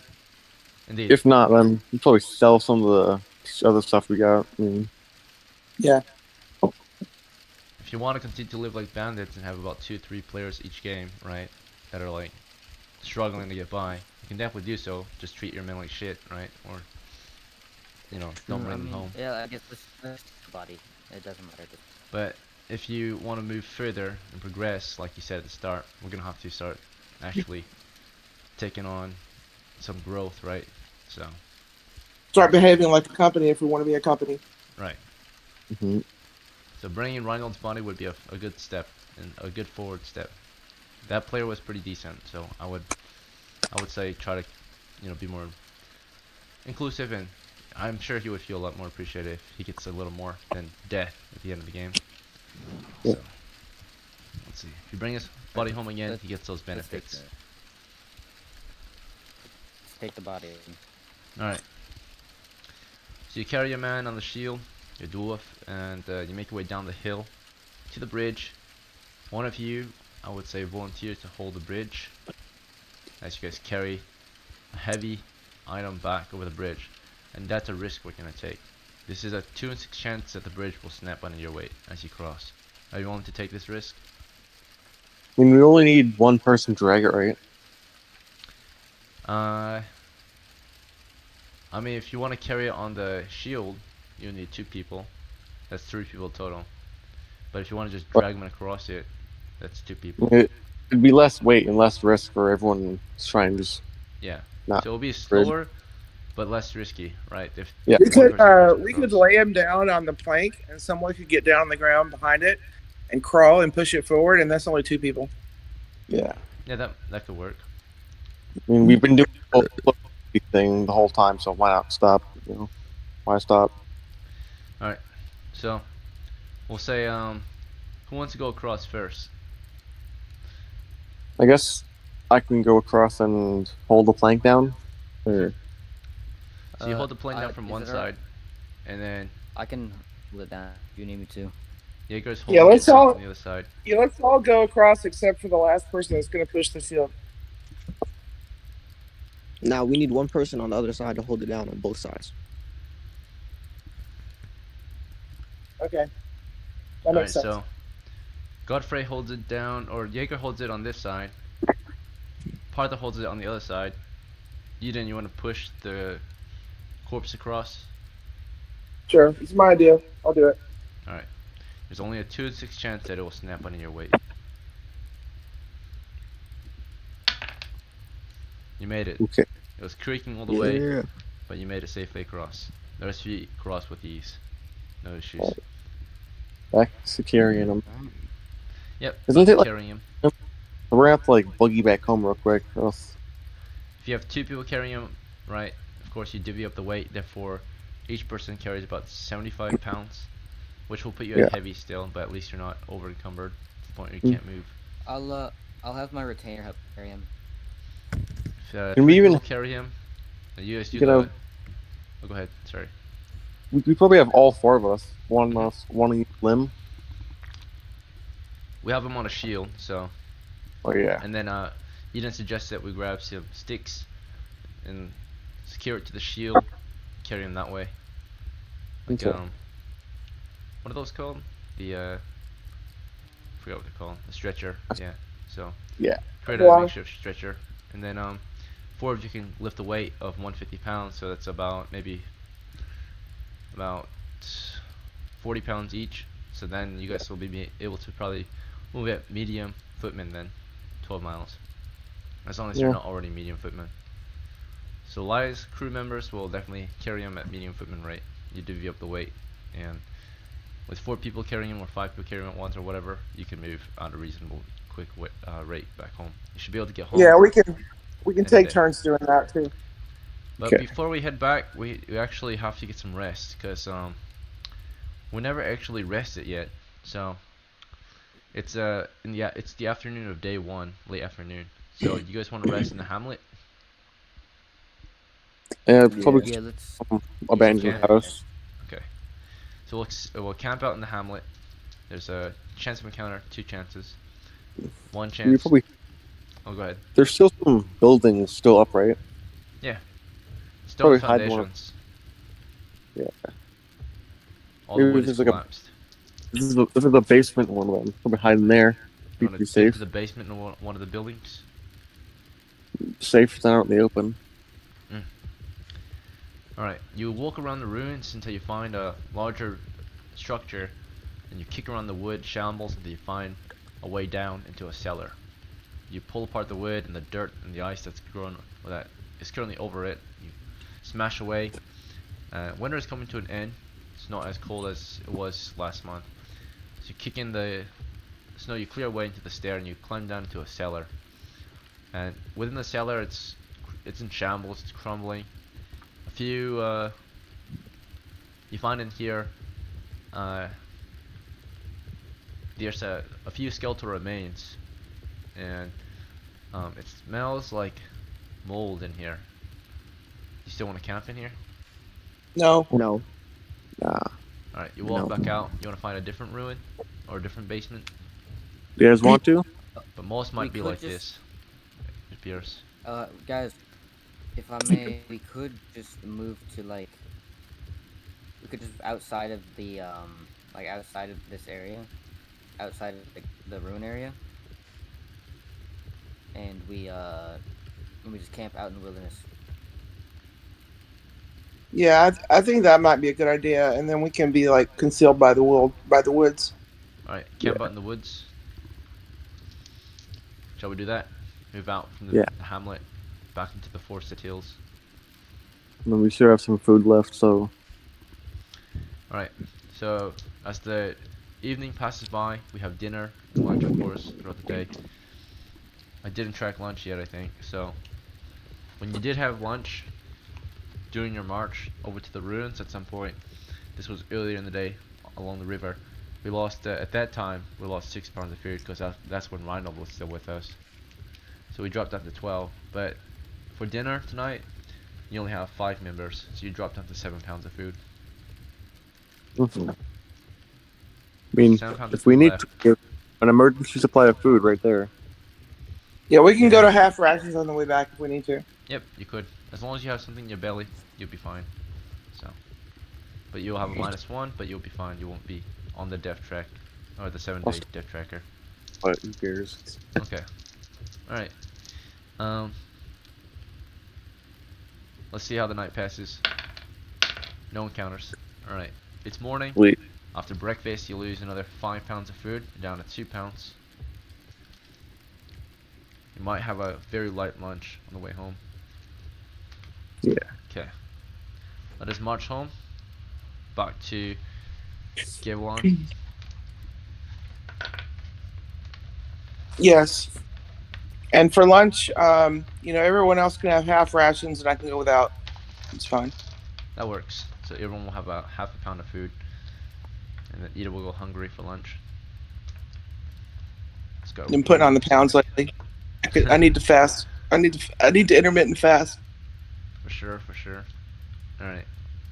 Let's march back to Gavelon. All these dice in the way. Okay. Alright. If we're turning some bounties, if we get money from that, repair some of the tools, and yeah. Nothing occurred on your way home, fortunately. Congratulations. You won and survived your today's adventure. At least the 5 of you did. 1 lost. It But, was relatively smooth. yeah. Your skulls are worth something at the temple. In fact, they are worth 10 silver apiece. Jaeger, use your high. That's Yes. yeah. So Is it that if is I a lot try of and money we've seen in a while since the mercenary work, right? You can see how much more beneficial a You- dungeon is, and you can already imagine how more beneficial actually being in the dungeon would be, right? Instead of the ruins. But high risk, high reward. if So if I choose to haggle, does it like is there a chance that the price goes up or like the price goes down? definitely. Okay, so if I like just kind of suck at haggling, it'll make it. You want to try? No, Want to let's risk just your keep it. party's payment? No, let's just keep it how it is. No, Just come on. Do it. No, don't do it. I'm not doing it. Alright. That's So we take I don't care how high your charisma is. Don't do it. Bruh. Alright. So we get 30 silvers for your skulls. Is there anything else you guys wish to trade in for bounties? Let's see. Oh yeah, the body of your man. You send him back to his house, and there's nothing they can really pay you right now. Their family's too poor. But they do appreciate it, and perhaps the next adventure among their house will be in favor to your party, right? So, okay. So should be 10 silvers each for all 3 of us. There's more than 3, right? Yeah. There's No, 5 there's of just you. two. One retainer. There's 4 of 5. us. 4 of us plus a retainer. Yeah. No. Wait. Who's the 4th? Oh, never mind. Sorry.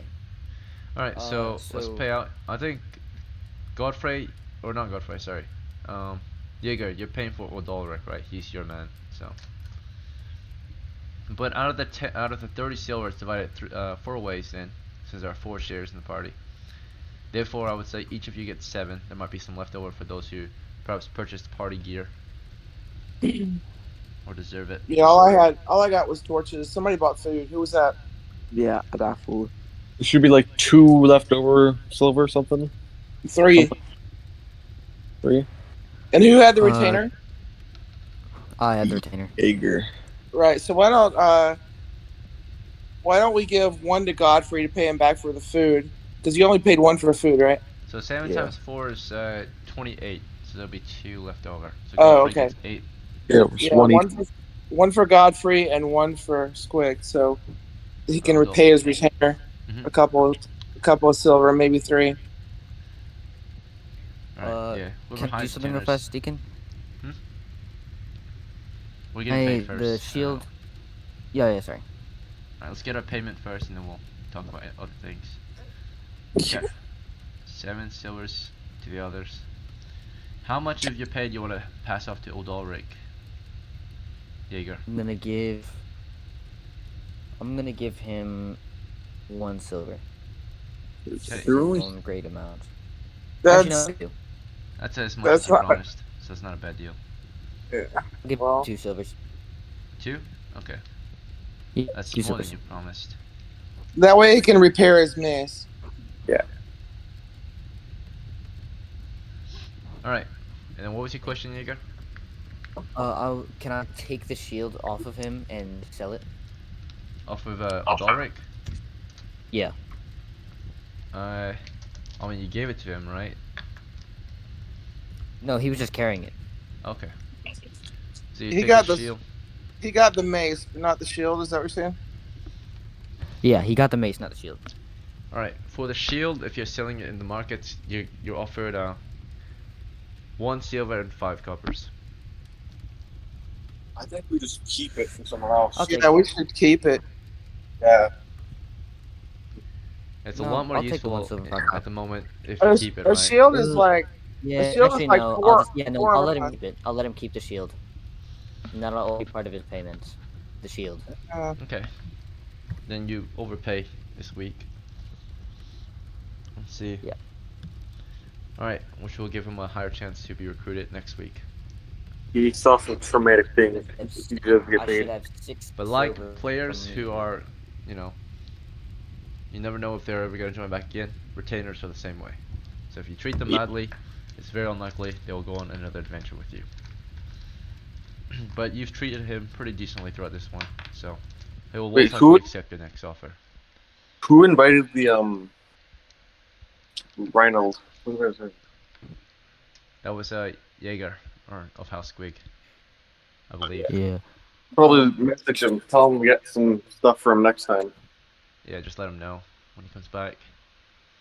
Or you can let him know early so he has more incentive to come But back. he'll have to roll a dwarf to get that, right? That would make more sense, yeah. So it's 9 con, right? So You know, Ekin. There can be demi-humans in your house, but they're like not blood related. Like if you've ever played the game Banner Saga, right, or any other Yeah. game that has demi-humans, you'll see like the giants will live among human households as guards, Yeah. house guards. like maybe like an adopted halfling, you know? Adopted, but more so sworn Thane. in, right, to the house as servants. Or, Like married, maybe Like even. Thane. maybe married in as well. More commonly, they did to work, right, like a serf Yeah. or a servant. Or like the retainer you got. Like, Yeah, comes in, exactly. you know? So it could be the son of a retainer of your house, right? Son of a servant Yeah. of the same house. All right. Anyway, That's that's the reason be behind it. that. All right. So congratulations, guys. Thank you all for playing. That will be the end of the game. Any prep can be done throughout the week as usual, and at the start of a game, of course. I might run another game later today, so if you are awake still, feel welcome to join. Now I got work tomorrow. Yeah. Can I might ask be. how much it costs to repair the Gambison? Yeah, Ekin, can I do one more thing real fast before we leave? All right. 1 second. I'm gonna talk with Eden because he already had a chance to talk. So. Alright, sorry. Let's see, she asked to repair her Gamison real quick. It shall cost you 2 coppers to repair. Oh wow, that's cheap. You have from this adventure you earn 7 silvers. Right. Would you like So to I repair have your Gumson? yeah. So then I'll have 6.8 silvers. Yep. Okay.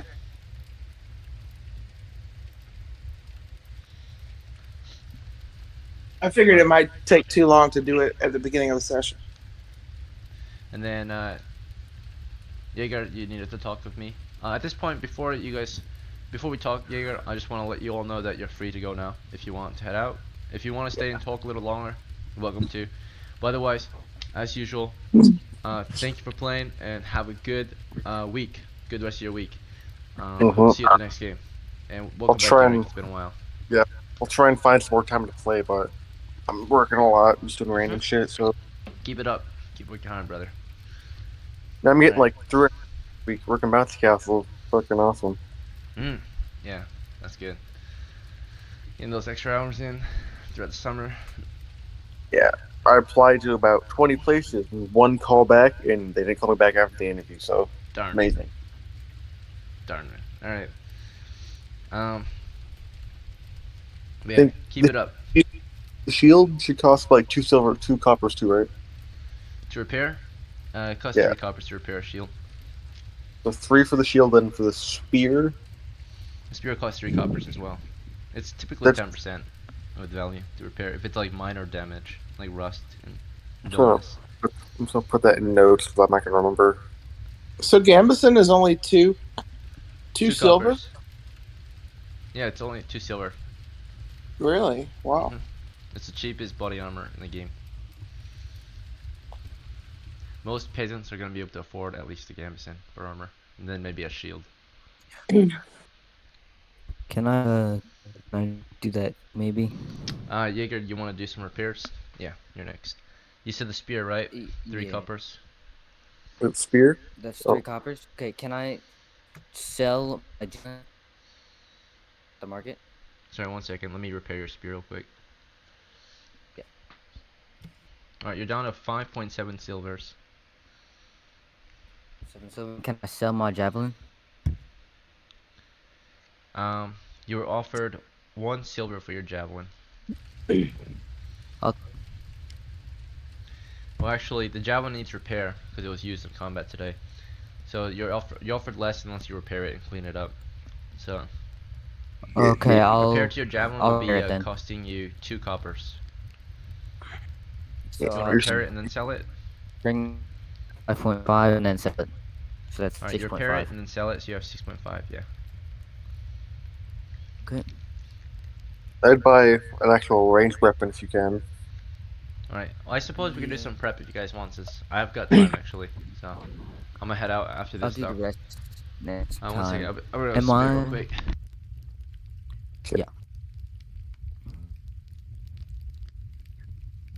Hopefully I'm gonna next head out now. time. See you I'm guys. back. Yeah. See you, everyone. See Have a ya. good night. Good night. Night. Who else would like to do some prep? And I'll get just a bag and maybe a rope, some basic little supplies you might need. Alright, so you earned 7 from this campaign or this adventure today. Let's repair your stuff real quick. Your I think I'm shield. about to go to bed, guys. Good night. Have a good one, man. See you next Good weekend. night, bro. Have a good game. See you later. Yeah.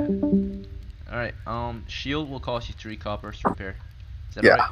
Yeah, I put that in the notes just so I remember. Appreciate it.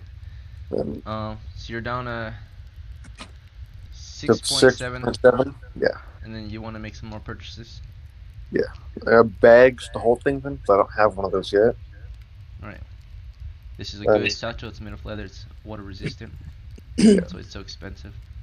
Then just a little coil of rope because climbing is a lot harder without a rope. Indeed. Rope is adding extra security. And you can help your friends climb at that point. I should have 3.7 left. Indeed. Would you Enough like for a- Oh, what was it? that should be enough for some food next game. So Yeah. Yeah. What else will I Alright. need? So I'll see that, then I'll get back to you. Sure. Idle, do you have any more prep for Eden? No, thank you. Alright, all good. Any questions, concerns? Otherwise, I'm gonna head out myself. No, I think if I do end up meeting something else next game, I'll tell you. Alright, sounds good. All right, I'll see you later then. Yep, have a good night. You guys take care. You too. Good night.